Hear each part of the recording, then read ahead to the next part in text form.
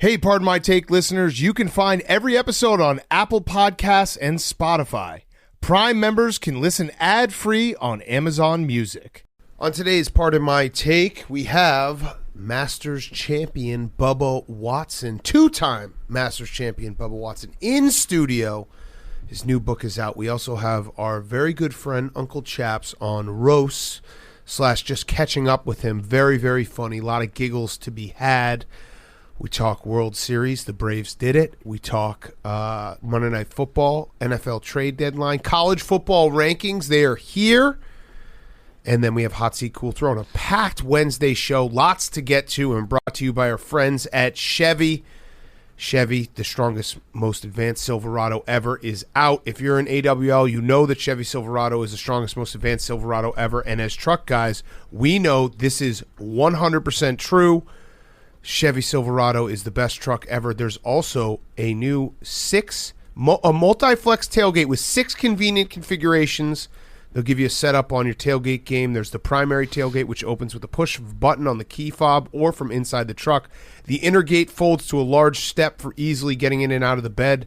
There's an easy access configuration where the inner gate folds down, allowing you to reach farther into the bed, and it can also become a desk or a surface for your tailgating meal.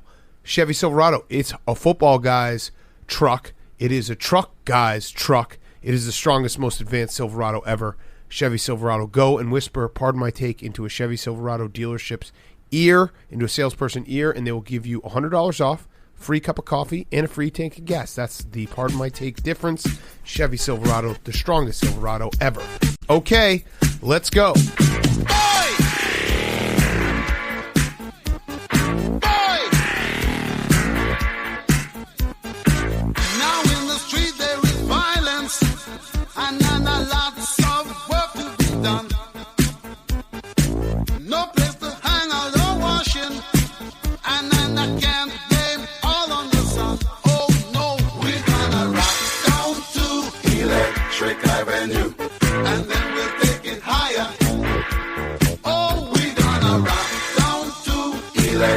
It's Pardon My Take, presented by Barstool Sports.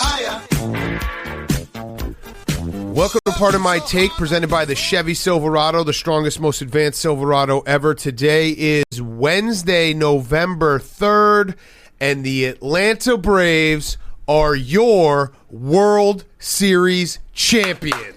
Woo!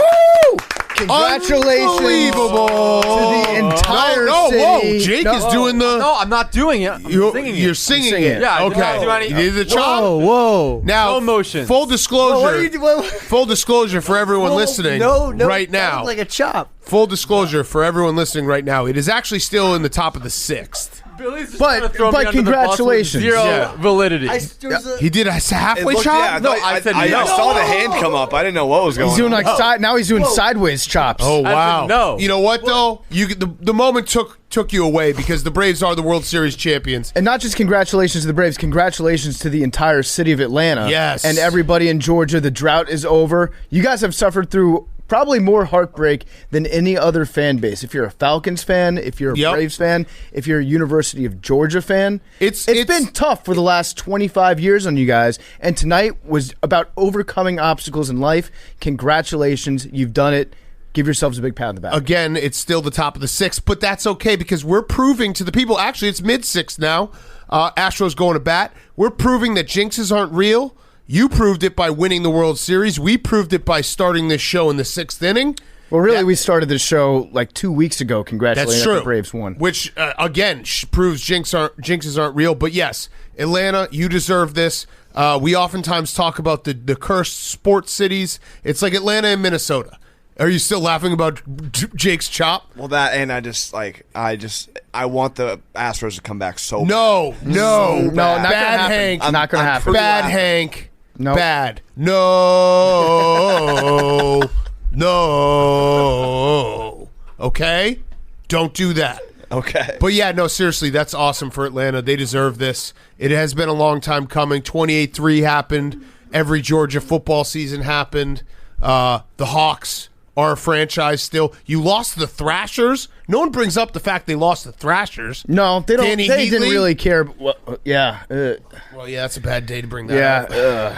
Didn't even put that together. He did score 50 goals. Also, on the field, the home run that Soler hit over the train tracks. If you're the Houston Astros, you have to blow up that train station. You have to blow up those tracks because there have been so many iconic home runs that have found their way onto or through those train tracks in the history of your franchise in the biggest possible moments that you've had. Yeah. You got to blow that fucking thing up. You can't bring the hill back, bring the flagpole in center field back, get rid of the fucking train. When Jorge Soler hit that home run and that pimp job he did, verbal meme, I was the guy with the happy face crying behind it, and the happy face was saying Wade Davis was really sick that one year for the Cubs because Jorge Soler, when he hits a home run, it's got bad intentions. And guess what? There's one other thing, a bonus thing for Braves fans who, again, I'm very, very happy for Braves fans who listen to this show, for Atlanta sports fans.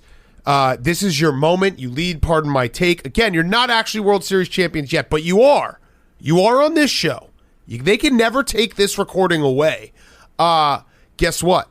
A little even extra cherry on top. The Braves already have won free agency. How's that? Ronald Acuna will be back next year. That's right. Greatest free agent signing you can have. Absolutely. They did throw that on the pile. What about this, Big Cat? Do you think that the Braves are better without Ronald Acuna Jr.? I'm not going to do that. Because they just Face won of the World baseball. Series. Yeah. I don't know. And fuck the Astros, y'all. Yeah. Hey, y'all just were fixing to lose the World Series. Y'all got your shit pushed in big time, y'all. Yeah. You got dominated. Game 6. You didn't even get to a game 7. You know what the key behind this game was, Big Cat? What? Do you remember flashback 2019 going into game 6 of that World Series? Yes. The Nationals against the Astros. I believe I gave a key to the game because I learned a new baseball stat that postseason. Yep. Do you remember what that was? What was it? BABIP. Babbitt. Yes. Batting average on balls in play. Turns out Max Fried has had abnormally bad BABIP luck this entire postseason. There it is. It's time for it to get turned around. I think his BABIP was 280 in the regular season. Yep. In the playoffs, it jumped up to 380. Hell yes. Water always finds its level. I knew that the BABIP was going to be in play. Put a heavy bet on Max Fried on the Hotlanta Braves, and guess what? It worked out because BABIP don't lie. It worked out, and credit to us. I think everyone on this podcast, did we all have Braves in 6? I'm pretty sure we did. I don't remember exactly how many games I I had Braves said. in 5. Oh, okay, so you were wrong. I might have said Braves clean sweep. Braves clean I sweep. forget. All right, I had Braves in 6. I know I did. I think Hank did as well. Also, the Braves. Shout out the Braves. I mean, all year it was talk about the Giants. It was talk about the Dodgers, rightfully so. You know, the Cardinals had a crazy run at the end of the year. The Astros, like all these teams, the Braves had 88 wins. They had 88 wins. They were in the worst division in baseball in NL East. It doesn't matter. It's how you play once you get into the playoffs, and they were the best team in the playoffs from start to finish, and they deserve this. Now, Hank, do you think that if the Red Sox had gotten into the World Series, they would have beaten the Braves? Absolutely. Congratulations to the Boston Red Sox, Thank you. 2021 World Series champions. I was going to say, also the fact that their starting pitcher, got his ankle stepped on in the first inning. And that's worst case scenario. Ace, best pitcher on your team. Well, their ace already, Their ace already broke his fibula. That's your worst case first inning scenario because a metal spike in your ankle can't feel good, and he just has been absolutely shoved. So the guy that was running first base, I forget who it was, but he had Correa? rubber. Was it Correa? Oh, he had the rubber rubbers? spikes, which probably saved the ankle. Saved his life. Maybe saved his Achilles tendon. No, his life. He could have bled out from that. They would have had to amputate. That by makes the way, a lot of sense because I have been thinking the fact that he came back from that is insane. Yeah, and Walt Weiss didn't even challenge that, despite the fact that Correa never touched first base after he stepped on the ankle, which was in front of the base, not on the base. Yes. Leapfrogged over it, and then Fried touched the base with his glove. Yep. That should have been overturned. The Braves had to get 4 outs in the first inning. I also have another great thing for the Braves.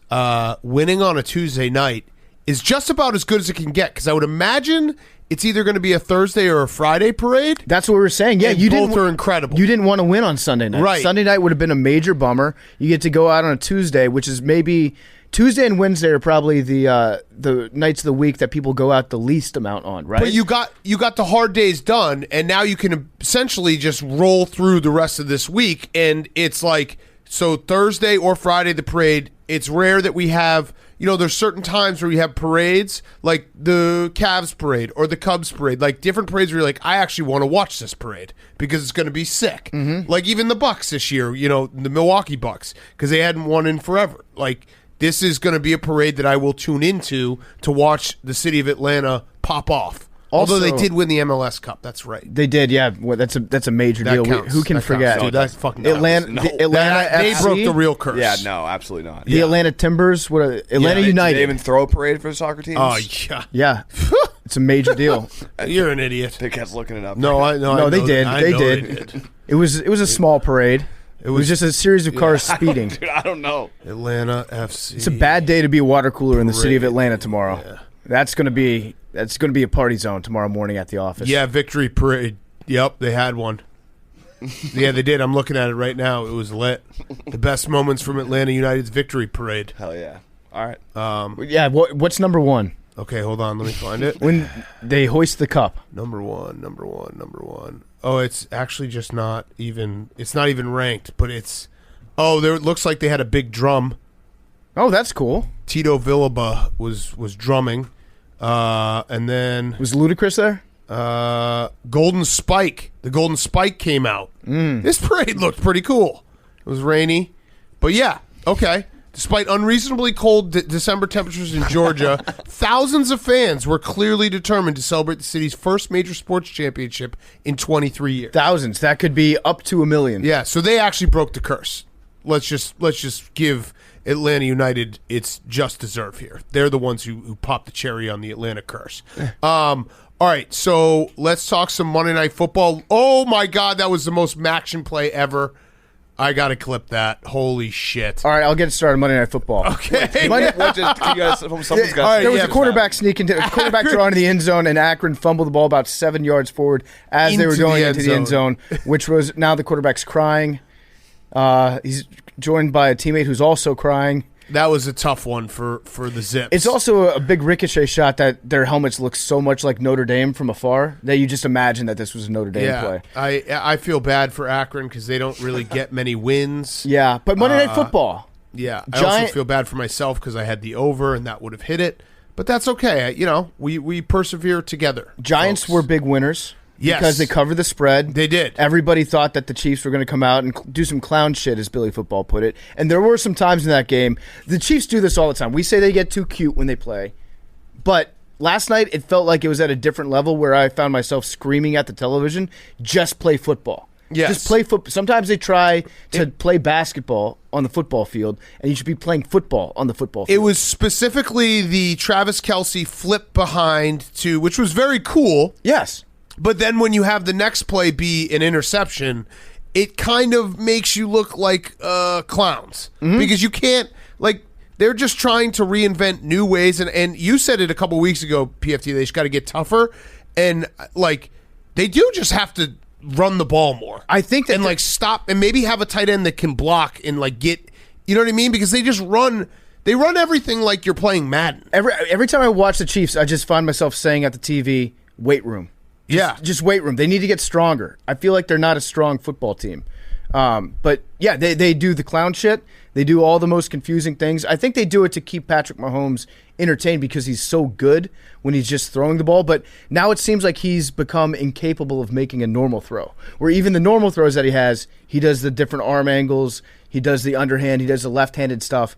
Just play football, and you guys will be fine. I promise. I promise the Chiefs can still be a very good football team, at least offensively. Yes. If they just play football like a normal person. That's all they have to do. That's all they have to do. On defense, they look better when it counted. Yep. I guess you can say they had a nice interception, had a fumble on Danny Jones, and then that last drive was maybe the most poorly executed 2-minute drill that I've ever seen. It was tough. At the professional level. Joe Judge. We had the Geno Smith drive a couple weeks ago. That's true, but that's also that's a Geno Smith drive. Yeah, that was a tough one. But yeah, the Giants I think are now perpetually in this spot where it's like they try really hard. Yeah, they do. They keep it kind of close sometimes. But to be fair to Joe that's Judge, about it.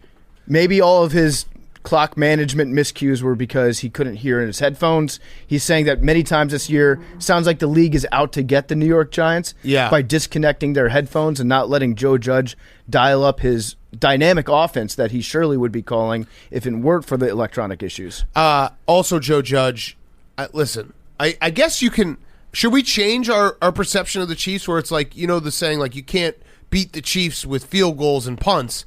There was, I think, two separate times, two back-to-back drives where they punted from like the 50-yard line on 4th and 3, and it just felt like, hey, you're just punting to prolong your death. But they almost did beat them. They almost did beat them. So it almost worked. That might be the blueprint now. Yeah, now I'm saying to myself, like, what the Chiefs, I guess, are so broken and different now that you can punt and just expect to get the ball back enough that you will win the game. Did the Chiefs get so good that they made coaches take unnecessary risks, thinking that they had to beat the Chiefs, and that's why their defense was able to capitalize on turnovers? Yeah. And now, since the offense is a little bit worse, teams are still doing that against them, just not getting punished enough for it. Right. So, yeah, maybe Joe Judge is onto something here. Get real conservative. Play some Marty ball. Yeah. Play a little Marty the damn ball. Let's play a little guess whose line is it anyway. Okay. The Chiefs are hosting the Packers on Sunday afternoon. Chiefs what? Chiefs -3.5. It's actually Chiefs -1, so it did change. It was for a while there Chiefs -2.5. Sounds like Vegas could use a little reminder, Big Cat, that Aaron Rodgers has lost his last 7 games on the day that daylight savings time occurs on. That's true, but the Chiefs are now 2-6 against the spread. Hanks, give me this look. They like have. what? We've talked about this before. Yeah, last year we set an alarm for it. And guess what? Daylight savings time actually is Saturday. For real. So on that Sunday, Aaron Rodgers stinks. We have trust issues with our audience over this. I know that. Look it up. Google it. When is daylight savings? Siri, I'll do it for everybody at home. Siri, when is daylight savings time? There, she just showed you. Fuck you. I like your Siri voice. But, the Chiefs are 2-6 against the spread. Something's broken with them. I don't know. Packers, right? Yeah, that's what I'm saying. I don't know why the Chiefs are still I think the Packers are significantly better than the Chiefs. But I think because it's Mahomes and it's Kelsey and Tyreek Hill. And by the way, Travis Kelsey, just put it in your tickler file. He still looks kind of the same, but he also is 32, and his numbers have not looked great the last few weeks. I don't think he's over the hill, but the Chiefs are predicated on Tyreek Hill and Travis Kelsey both being monsters. Is he no longer baby Gronk? Is he midlife crisis Gronk now? If he went from 100% Travis Kelsey to 85% Travis Kelsey, I think it changes the dynamic of their team. I think we're in the neighborhood of 90% Travis Kelsey. I'm just saying. Put it in your tickler file. Trade deadline. Well, all right. So first, we should at least mention the tragic news from Las Vegas with the Henry Ruggs. It seems as if he was drunk. He's being charged with DUI, manslaughter, I believe. Killed a person. I know we don't preach on this podcast. Don't drink and drive. Yeah. It's the dumbest thing you can possibly do. Just don't. It's so easy to get an Uber. It's so easy to find someone to pick you up. Even if you have one beer, don't get behind the wheel of a car. It's so easy.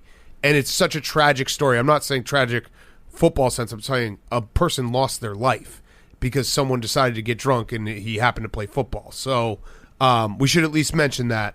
Crazy, kind of a shocking thing to see unfold as the news trickled in. Yeah, if you talk about drinking and driving, there's a lot of bad stuff that can happen. This probably being the worst thing that can happen to you. Even the stuff that's not as bad is still really, really bad. Correct. There's nothing good that can happen. Like Big Cat said, it's pretty easy to get a ride home if you need one. It's very, very easy. Get a ride home. It's not like it don't was end up in that situation 50 years ago. There's Uber and Lyft in every major city and every small city. So, but the trade deadline, there was no big trades, right? Nothing really. Here's how you can sum up the state of my life as a Washington football team fan by just looking back at how I spent the day today, which was hoping that the Washington football team would trade for Mitch Trubisky. I was genuinely excited about that, which was crazy. Apparently, it did almost happen, which would have been dumb for both teams. Who told you that? It's been reported that the teams were very close, and they decided to walk away because of compensation. But it was real. Here's why it would have been dumb, though. The Bills, you need Mitch Trubisky in case something happens to Josh Allen and he misses a game or two. He's a very, very good backup. And then the football team, we don't need to win any more games. At this point, he would win you. He would win us too many games, and then we would not be able to draft another quarterback. Yes. So it's pretty depressing to think about where I am as a fan. That I was over the moon thinking about that possibility. Billy, Von Miller got traded. Oh yeah, Von Miller got traded. Big name. He has not been the same guy. Yeah, but Big Cat, also, you're did you forgetting hear the story of why there was discontent? He was Venmo requesting. Yeah, so he had a Halloween party that was 6 figs. He was hosting a Halloween party, and he wanted everyone to throw in. And then I think the team wanted to not do it because they were losing, and he wanted to keep the Halloween party. He put a lot of money into it, and I guess that caused a rift in the locker room. This is a real story. Yes. No shit. Noah Fant actually commented on it publicly. You remember a couple years ago, it was after Von Miller's Halloween party that Swag Kelly ran in some trouble when he was trying to go home, and he entered a house that looked a lot like his. We know several people who have made that mistake. It's not a big deal. And then he got the shit kicked out of him by a vacuum cleaner. Yes. But yeah, isn't that... Sounds like a sick party. Von Miller, it does. I don't know why. Pony up. Losing streak, who cares? Yeah. Go to the party. But the real reason why I think Von Miller is going to do well in L.A. Oh, he'll do well. Not only because of the Aaron Donald factor where he's getting double and triple teamed all the time. Von Miller will be going one-on-one a lot. But... Von Miller gets to play his home games on artificial turf now. Yes. And he's allergic to grass. That's true. So we're seeing Von Miller as 40% of maybe what he could do at home because he was breaking out in hives. He was like Jake when he's getting smothered by Whitey, just an itchy mess. Yes. And now we're going to get... Hair still on the couch. Hair still on the couch and you're still sneezing. Von Miller will be good probably for the Rams, but it is, he's not the same Von Miller. No, he's not the same, but he's still good. Yeah, he'll do enough, it would be crazy if the Rams signed him to a long-term deal after this. Yeah. But I think for 1 year, for 9 games or whatever it is, the Rams continue to just say draft picks don't matter, which I love. How many years in a row have the Rams gone all in? They don't have any more draft picks ever. I'm convinced that Sean McVay is just telling people he has draft picks. Yeah. He'll be like, I'll give you 2/3 next year or whatever. And they're like, sure. And then he's hoping that they don't actually look up what draft picks they had. Scott Hansen, our guy from he's the best red zone host in the world. He told me this the other day. Apparently, back in the 70s, the Redskins traded a draft pick to 2 different teams, an upcoming draft pick, and they didn't get caught on it immediately. That seems to me like Sean McVay is just saying whatever number he hopes the other team will be happy with, or Les Snead, I guess, is saying it, and then just hoping they don't check because I don't think the Rams pick in the draft next year. They have 4 picks next year, and they have 4 picks in 2023. They don't have their first-round pick either year. Next year, they don't have a first-round or second-round pick. It's actually smart because if you're doing that, you're just using the rest of the league as your farm system. Yeah. Yeah, I mean, draft pick, the draft is a crapshoot. So why not, see if it works out. Where did Melvin Ingram get traded to again? He got traded from the Steelers to the Chiefs. Yep. Chiefs. So maybe he'll help the Chiefs. My problem with Melvin Ingram is I always want to say Melvin Gordon. Yeah. And I'm never Mark right. Ingram. And Mark Ingram, yeah. And Mark Ingram is on the Saints, but that happened last week. Yeah. He is the most confusing guy to be wearing a new number in New Orleans. I think he's a 14, teen. Yeah, 14. Yeah, that looks weird on a running back. I do wish the Bears had traded Allen Robinson. They did not. I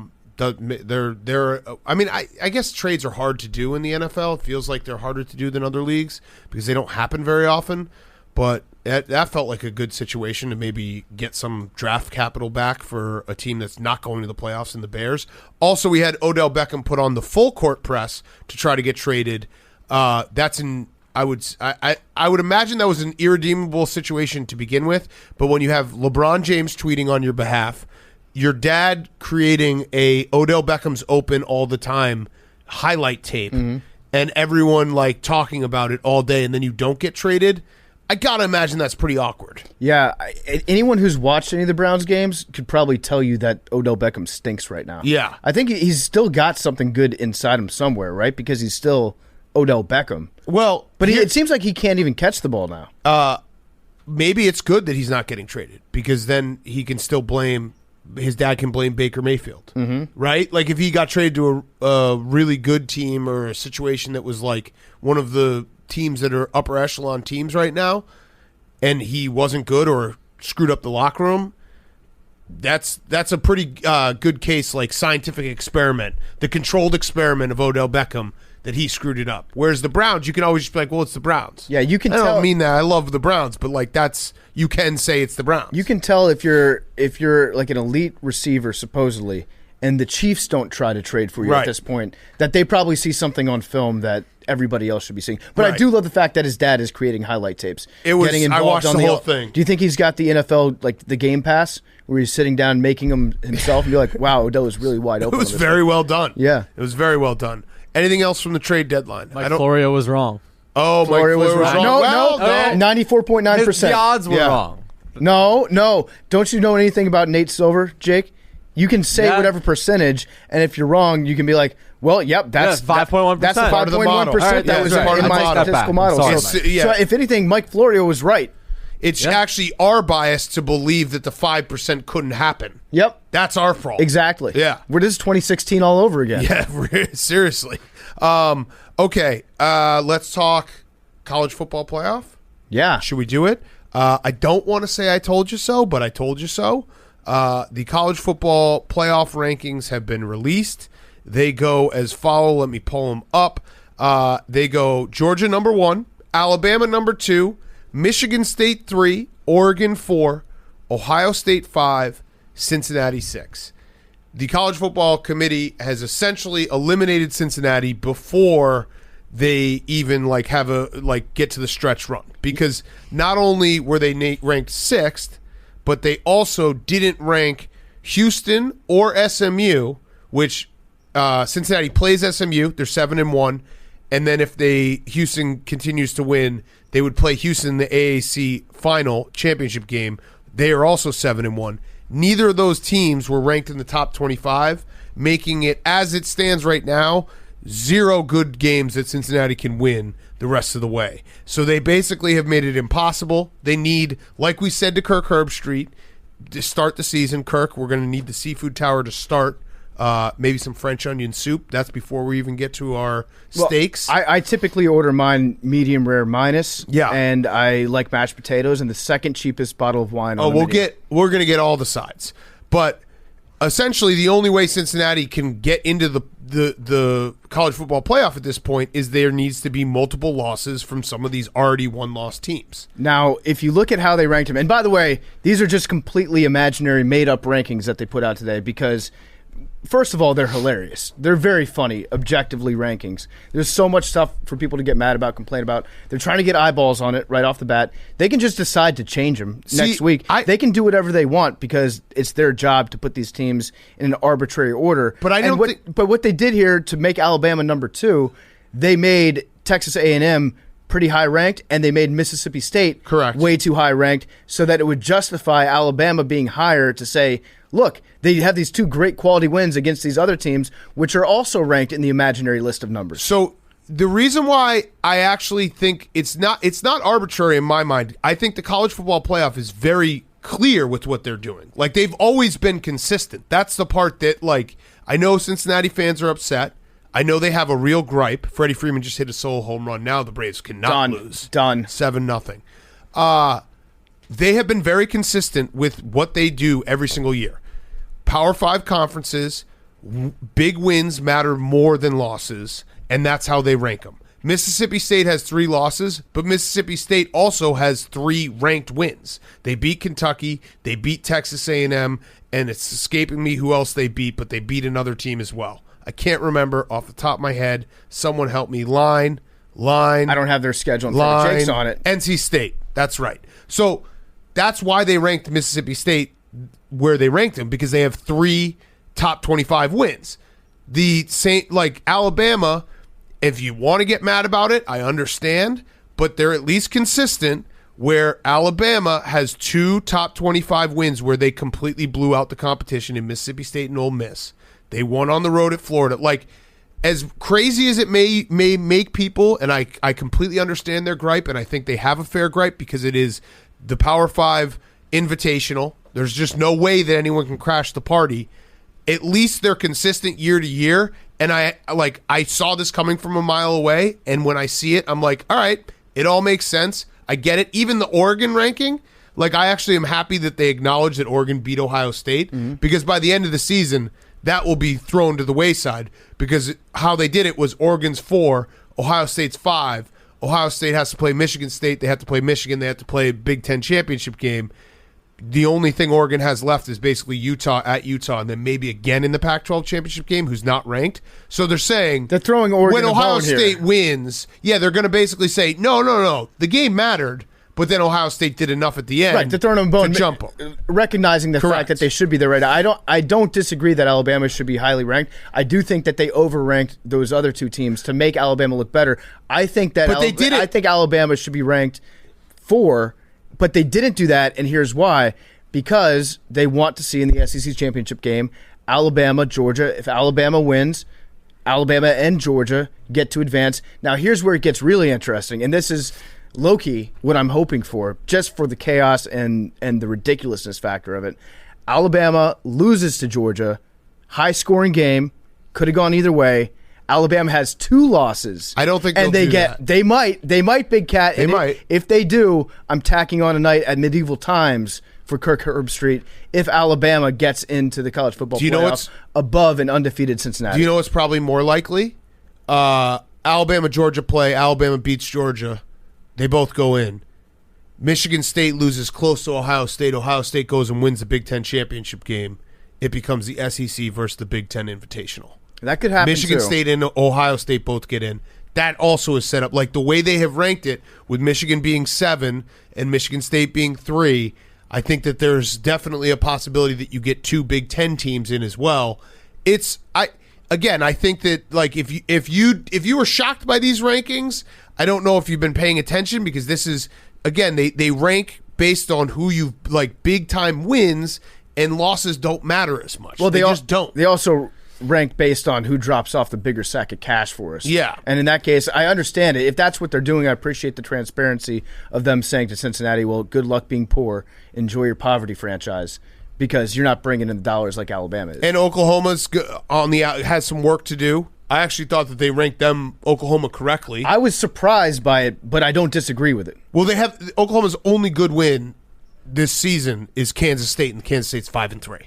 I would say Texas too. Texas is in 4-4 now. Yeah, but by an eyeball test, Texas is not as bad as their record. But they've fallen off. They've fallen off a little bit. I at think the time, you can't play that. Like Texas is going to struggle to. Oh, you can play whatever. That's the beauty of the college football rankings is they're entirely subjective. Right. But I'm saying like Texas is not that. You can't qualify Texas under the rules they play by, and they play by basically the same rules every year. It's like if you beat a good team, it doesn't matter if you lose a close conference game. If you lose ugly, that matters. Like when Ohio State lost to Purdue by 1 billion, but they don't see Texas as a good team, so they've thrown them to the side, and that's why Oklahoma ends up at 8. Undefeated. I think some of their wins are actually hurting Oklahoma. The Kansas win hurt Oklahoma. Yeah. The Tulane win hurt Oklahoma. Oh, yeah. Definitely. Oklahoma hasn't been impressive. I think Oklahoma fans would even admit it. Like, they have the good thing with Oklahoma is they still have their whole schedule in front of them. They have to play Oklahoma State. They have to play Baylor. They have to play the Big 12 championship game. So they will also have a chance to start leapfrogging. The last interesting thing I'll point out is Wake Forest has no chance, and that would be hilarious in that they will be the first time a Power 5 conference could potentially go undefeated and not make the college football playoff. Yes, that would be objectively funny. The ACC is so down, they don't have wins against ranked teams. I don't think that the ACC should be a Power 5 conference in football. When really Clemson's bad, it hurts. I really don't. It hurts. Any other college football ranking thoughts? I feel bad for Cincinnati fans, but I also am like, what did you expect? Because we've seen it. We saw it 2017 UCF finished 6th. They were like the highest they got ranked before the bowl season was 12th. I'll put on the cape for the little guys. I am too. I think it's bullshit that Cincinnati isn't at least they should be number 5. Make Cincinnati. No, they should be. They should have thrown them a bone and made them 4 and then let them drop. I'm just saying, like 2010, TCU went undefeated. They didn't finish. They finished 2nd, and there was a one loss. Gary Patterson. 2009 was it TCU again? No, sorry. Boise State finished undefeated. They finished 4th in the polls. 2006, Boise State finished undefeated, and they finished behind two loss teams. It's been written. It's been said. It's been done. They will never acknowledge teams that are not in the Power 5. Yeah, I mean the Cincinnati Georgia game last year. That should be enough to prove to people that Cincinnati is actually a good football team. But then you can play the old SEC card if they weren't trying. No, we're not playing that card. We're not playing that card. That's what people will do. It seemed to me like Georgia was trying last year. Yeah. At least in the second half. Well, they won. Yeah. So I'm saying they were trying. I'm saying they were trying. Cincinnati played them really, really well. Yes. I think that Cincinnati, it's a disgrace to the state of Ohio that your best football team is not going to get into the college football playoff this year. Yeah, no, I think they should have been ranked higher. I feel bad for them, but I also, again, I'm not surprised by any of this because this is just how they do it. We need to get to 12 teams. We need to get 12 teams so that it's not at the start of the season, a college football playoff that only less than half of the teams are eligible for, because that's really what it comes down to. I mean, they should. UTSA didn't even get a top 25. They're undefeated. Yeah, so the rest of the conferences should just break away and say, okay, we're going to do our own. Make it Division I AA plus. Yeah, there you go. Perfect. All right, should we get to Hot Seat Cool Throne? Again, shout out the Braves. Up 7-0. Would you rather be up 7-0 in the seventh inning of a World Series game or up 28-3 in the third quarter of a World Series? 28-3 in a World Bowl? Series. Oh, what'd I say? You said 28-3 in a World Series. Well, yeah. I'd rather be up 28-3 in a World Series. 28-3 in a World Series. Yeah. That'd be scoregami. That would be sick. Good question. Here's a real question. If the Braves did somehow lose this game and then lose the series, will we ever be able to go to the city of Atlanta again? I don't know. It would be like us and General Sherman. I'll miss Northside Tavern. Do not serve this man. Yeah, I'll miss Northside Tavern no longer SIGs inside, I'm told. Oh, okay. But I still would like to go back there. Yeah. All right. Hot Seat Cool Throne brought to you by our friends at Cross Country Mortgage. Rates are unbelievably low. Don't pay the bank more money than you need to. Cross Country Mortgage is the place. They are people first, people like Barstool. Rates are all-time low. They may never get this low again. Call today for a fast free rate quote. Our partners will save you a lot of money. Call today and our friends at Cross Country Mortgage will give you a free home valuation that is free to you just for calling. Just like the all-star athlete, Cross Country Mortgage pushes themselves through the entire lending process. If they get blocks, they figure out ways around to get the ball over the line. Don't miss the window as rates expected to creep up. Reach out to them and see what you can do for you when you connect with Cross Country Mortgage. Tell them Barstool sent you. Go to crosscountrymortgage.com/Barstool to learn more about your future home buying experience or refinance your current mortgage. Cross Country Mortgage LLC, NMLS 3029, all loans subject to underwriting approval, www.nmlsconsumeraccess.org. Hank. First, I'd just like to shout out everyone that's been reaching out after my back situation on Sunday. A lot of people reaching out. A lot of people have gone through similar things, giving me exercises, giving me things to do. I appreciate that. Big Cat, we posted the video of the exercises he talked about on Sunday. So, road to recovery starts today. Hell yes. Fuck. You look like you're moving around okay, though. Yeah, no, it's gotten like significantly better from Sunday to today. Sunday, I thought I wasn't gonna be able to walk again. Today, I'm like, all right. I think with some rehab and some exercises, build my core. That's what I've gathered. I just need to get core strength. Yeah, good core strength. My hot seat, though, is the Celtics, Boston Celtics. Absolute kind of dumpster fire early on in the season. They lost to the Zards. Two games in the last week. Both games they should have won. What happened in the Bulls game? Bulls game, they were absolutely destroying them, and then I think the fourth quarter was like, what was it, 28-11? It was the first time, I think, in NBA history that a team was up 14 in the fourth quarter and lost by 14. Yeah, so they were dominating the third quarter. They had maybe the worst fourth quarter performance I've ever seen. They were dominating the whole game, and they got blown out somehow. It was that bad of a performance. Marcus Smart afterwards was saying like Jalen and Jason Tatum don't pass the ball enough. Oh no! Trouble in paradise. Their new coach after the Wizards game, Jaylen Brown got COVID, and then after the Wizards game that they lost, they blew that game.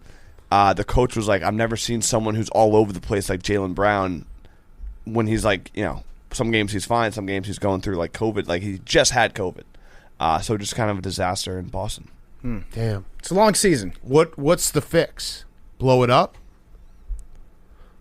I don't know. I think they need I think they could use a trade. I think they have. Oh no. I don't know. It's one of those things. Ime, this new coach is supposed to be a player's coach. Jalen, first black head coach in Celtics history.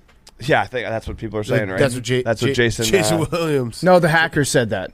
Right, Jay Williams got hacked. Yeah, Jay Williams told us that. They said they want a player's coach, someone that's in their face, and like it might be one of those things where they're just airing it all out, and that's a good thing, or it's a disaster.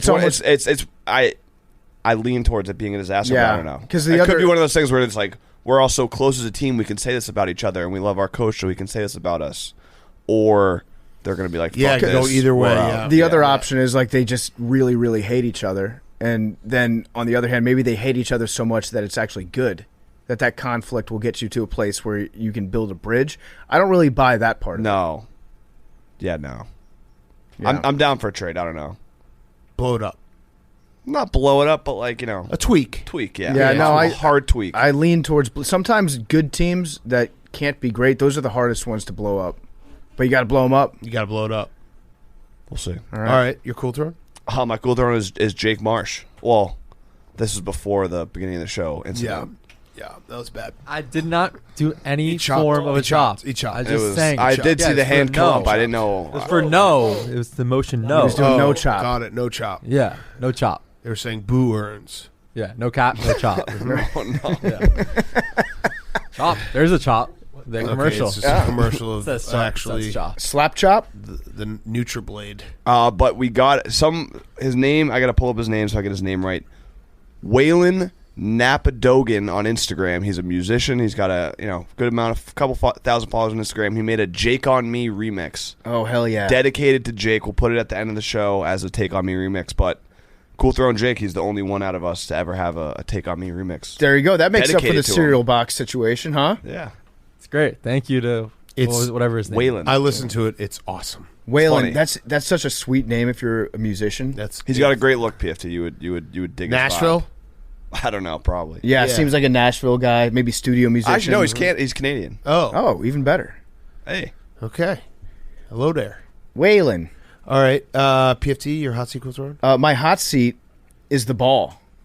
The ball is on the hot seat. The NBA basketball is on the Yes. hot seat. So we reported this a while back, like 2 months ago.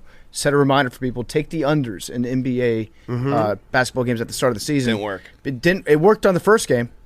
Oh, it did work for the Bucks game. Yeah, Yeah, it that worked game big where they time. like Right, that was should have a gone miracle. over by a million. Yeah. That was I sweat that one out. It was miserable, by the way, betting NBA unders. It's terrible. because they're such good shooters. You could- and they go up and down the court so quickly. And the fucking reset when they get an offensive rebound that makes the shot clock go even faster. You could have just stopped the sentence that it's miserable betting the NBA because every game is it's like Mario Kart. It's If, tough. if you're down, you get a lightning and then you come back. It's very, very tough. But and I have no data to back up whether or not the unders are back in play. But we're starting to see several NBA players publicly complaining about the new ball that Yep. got switched from the Spalding to Yep. the Wilson. Paul George, I think this was yesterday, he said it doesn't have the same touch and softness that the Spalding ball had. You'll see this year a lot of bad misses. So- you've seen a lot of air balls. So I think Paul George is saying, like, be on the lookout in case there's a playoff game where a certain player Yes. doesn't shoot very well. Yes. Just know that the ball is a little bit different. I looked up his stats. Paul George is actually shooting 49% from the field, which is a vast improvement over his career average from the field, which is 43%. So he's really enjoying this ball. So in the sources I talked to, the story out of some blind sources in the NBA said the ball is completely the same, but the story I heard before was the ball is completely the same, but it will be no doubt that there will be players that will complain about it when they have a slow start. I also think the scoring has a lot to do with the James Harden rules, that they're not calling the same. They're actually calling the game the way it probably should be called, and not if you jump into someone, it's a foul no matter what. Yeah, so I was looking up the stats because I thought maybe Paul George is making an excuse. Right. He's getting out ahead. Maybe He's somebody's doing it. Yeah, he's smart. He's right because like he's when playoff preing himself. like if Russell Westbrook says it's like, no, dude, did you see that shot he had off Yeah. the backboard? That was awesome. you just stink. Yeah, Russell Westbrook. But shout out Skip. I think that's his. But it's smart to get out ahead of it. Paul George, genius. Just know that in the playoffs this year, if he has a bad day, he's not sick. the ball. It's the ball that he played with for 82 games. He's still adjusting to the ball. Yes. My cool throne is truth. Truth is on the cool throne because the truth will set you free. The truth always comes out. And last night there was a situation that developed online about Texas's special teams coordinator, Jeff Banks, who allegedly ran away from his wife and kids a few years ago, married an exotic dancer named Pole Assassin. Mm-hmm. Great name. Yes. Surprised that one wasn't taken already. Pole Assassin owns a monkey named Gia who takes part in some of her routines on the pole. Yes, Billy? emotional support animal. Excuse not me. a pet. Yes, good point, Billy. An emotional support animal who supports her when she's dancing for money at gentlemen's clubs. Yep. She was on the Jerry Springer show. She's very talented. And they own a house together in Steiner Ranch, right outside of Austin, Texas. They had a little Halloween party, a haunted house party at their house. And one of the guests was a young child who allegedly got bit by this monkey. Correct. Now, the news came out, and everybody was very quick to jump on Pole Assassin and say, hey, you need to take control of your monkey. Well, if they had done a little bit of research on their own, they would have found out that Pole Assassin clearly put up balloons on the gate to indicate that children should not go back there. Right. The child was on the wrong side of the property that she or he did not have permission to be on, and that's where the monkey attack occurred. Alleged monkey attack, I want to say. Now, I've heard a lot of conjecture, a lot of hearsay in the last 12 hours. Some people saying that maybe this monkey isn't even her original monkey. It might have been a new monkey. Oh, no, They got not switched. trained. I don't know if that's true or not, but all I can go off of is the fact that Pole Assassin put out a video last night showing her property and showing how far the child had to walk back there. And there was a sign on the monkey enclosure saying, emotional support animal, do not go in, do not pet. People are saying that it looked like that sign had been put up in the last 2 minutes before she took that video because there had been rain in Austin, Texas for the last 2 nights. I don't buy that. I think the burden of proof is on you to prove to me that it's a brand new sign. I stand with Pole Assassin. I stand with Gia the monkey. I stand with the University of Texas on this one. And if this story seems like it was just created doing one of those Mad Libs from like an Oklahoma State message board, it probably is. They've probably written fanfic about this before. But this is maybe my favorite college football story of the year so far. The takeaway from this, and I've said it many, many times, it needs to be repeated again. Never trust anyone who owns a monkey or a snake as a pet. They're not trustworthy. Or a frog. Or a frog. They're not trustworthy. Those animals, a monkey is just, it's basically you buy a monkey, it sits in your house, and it's just you set the timer for when it decides it wants to rip your face off. Mm-hmm. That's all it is. It's like it's just one day it will decide I'm going to rip your face off or your neighbor's face off, and then the monkey charade will be over. Snake, very similar. One day it will get loose, it will hide, it will do something, it will try to eat you in the middle of the night. Never trust those people. What's so wrong with having a dog? Also, the case law is clear on this situation. The monkey was standing its ground. That was its domicile. Yep. I don't know. Do we have a monkey law expert? Billy? There was 3 monkeys in the cage. 3 monkeys. So we don't even know which monkey. We don't know if Gia was the biter, but we do know Gia's vaccination status. Okay. Yes. Received all of its shots to Good. prevent primate, which really doesn't help us it's a because we human don't know if Gia was the one who bought transmission. So It's a lib monkey. Yeah. highly vaccinated. Florio would love that monkey. Extremely vaccinated Yeah. monkey. All the shots. All the shots. Okay, so it was. Hopefully, the child is safe. From what I understand in my reading that I've done on the topic, it was a minor bite. Listen, Pole Assassin didn't even know that a child got bitten by her monkey at her party until one of her neighbors came over and was like, "Hey, I just had to treat a child for a monkey bite." Yes. So I mean, it sounds like a witch hunt. It sounds like something that Texas A&M fired up because they're jealous. They hate us because they ain't us. They're resorted to making stories up about a special teams coach's stripper wife and her emotional support monkey biting people on Halloween at a haunted house. I'm just not buying it right now. Yeah. I stand with Pole Assassin. I stand with Gio. Agreed. All right, my hot seat is John Paxson because Scottie Pippen's the excerpt from his new book is out, and he didn't have to put this in, but he put it in. I'll read it to you. They had a falling out, and John Paxson called Scottie to try to mend the fences recently, and Scottie Pippen said, "John, I said, that is all fine and dandy, but you worked in the front office for the Bulls for almost 20 years. You had a chance to change that, and you didn't." He began to cry, not knowing how to respond. I waited for him to stop. Why he was crying, I couldn't be sure, and honestly, I didn't care. That's tough. I don't feel bad for John Paxson, but to wake up and be like, "Oh, new Scottie Pippen excerpt dropped," and the main takeaway is that I cried on the phone to him. Yeah. For just threw that in there, ruthless. And I'll help you out, Scotty. The reason why I cried is because he feels very guilty. Yeah. And Scottie Pippen does have a legitimate gripe, I think, with the way that he was treated when he came back to the team. They used him like a prop. Correct. And they found out that he would actually like to do work for the team. Yes. And they're like, okay, go to this Duke game and then send in a report that they never read.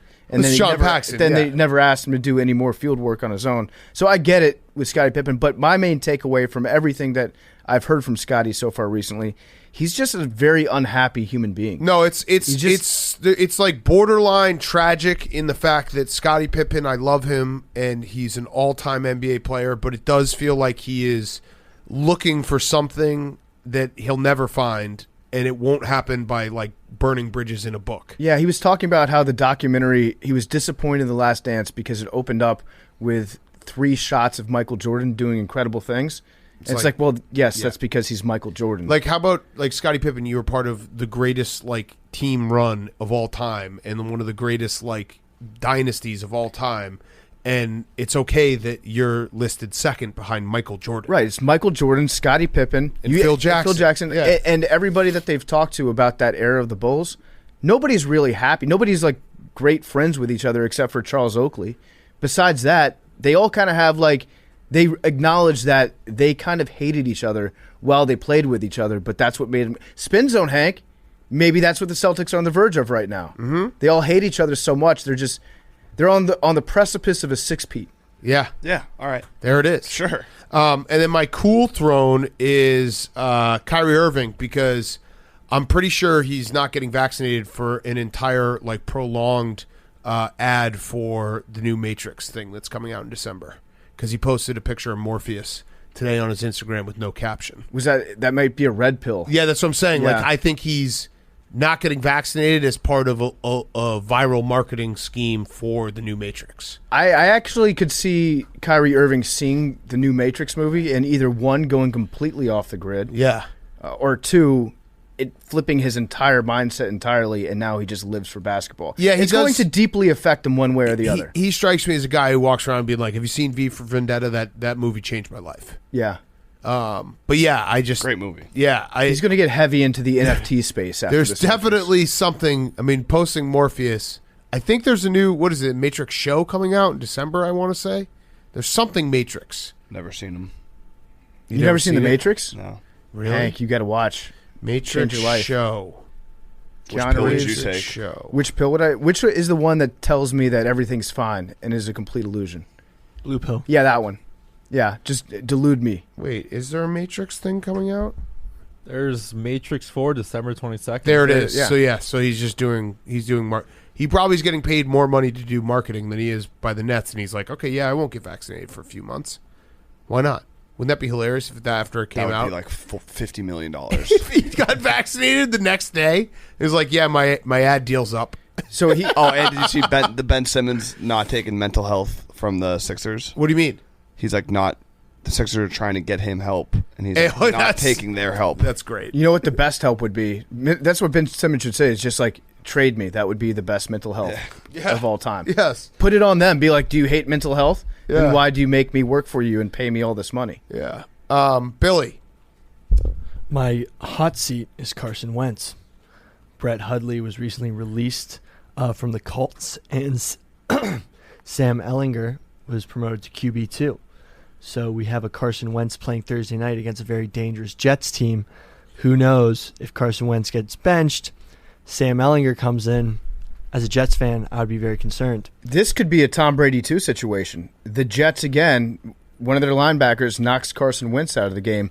A journeyman quarterback with all the expectations on him, first-round pick. Guess who comes in?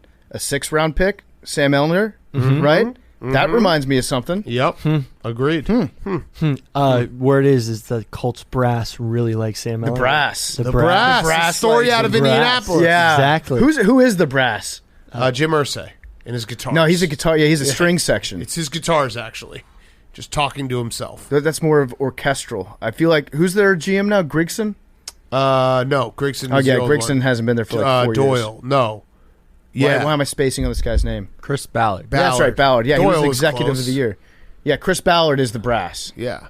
Your cool throne. My cool throne is Zach Wilson. Turns out during the game, he texted Mike White after every great play and said how awesome it was, and tweeted a video of Mike White talking about Zach Wilson being a great teammate. So cool throne Zach Wilson for being a great teammate. Nice. And his future, because the Jets just signed his quarterback coach onto their staff. So they're investing in his future. That's a little bit extra, isn't it? Like, you don't have to text him after every good play. Yeah. There were so many. But cool throne. Yeah. The future. He led the league in passing week 8. How about that? Exactly. In passing yards. Billy, real quick, though, give us your prediction on Thursday Night Football for the Jets. I actually think it's going to be a great showing. I'm excited. Fuck show? I think show? No. I don't think it's going to be. There's going to be a lot of fuck shit because Carson Wentz is playing. Now, do we? So like, are we going to record? Are we going to lose? Is the Colts Jets worthy of us recording late? No, absolutely not. I don't think so. Come on, Congratulations to the Colts. Yeah. There's your start of Friday's part of my take. Are you serious? Yeah, Sam Ellinger got in the second half. Lit him up. 3 touchdowns. We watched 3 Bears tutters games in the second half. Yeah. And a rushing touchdown. Okay, fine. We watched Bears games, yes. Yes. On Bears Thursday are... nights.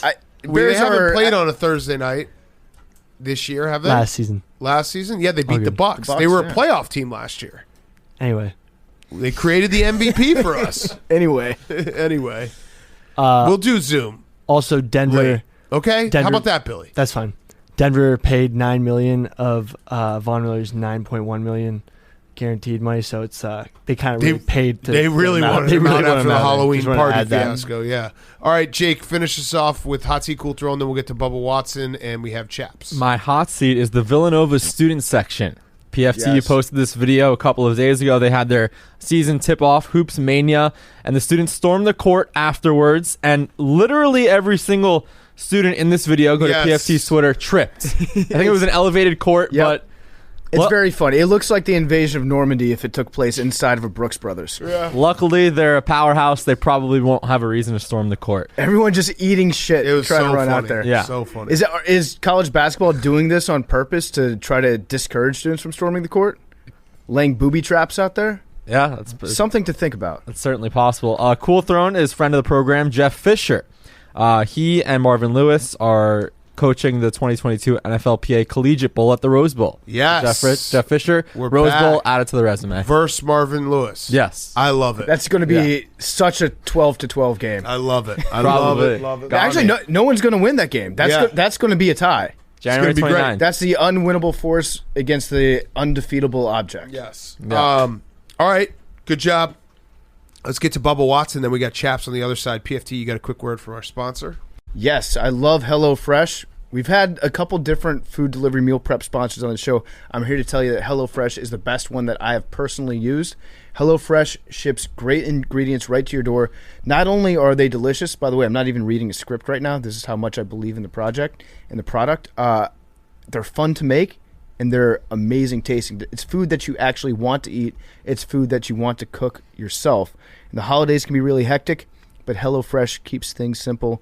They have recipes and ingredients that cut out grocery shopping and limit meal prep time so you can spend more of the festive season with friends and family.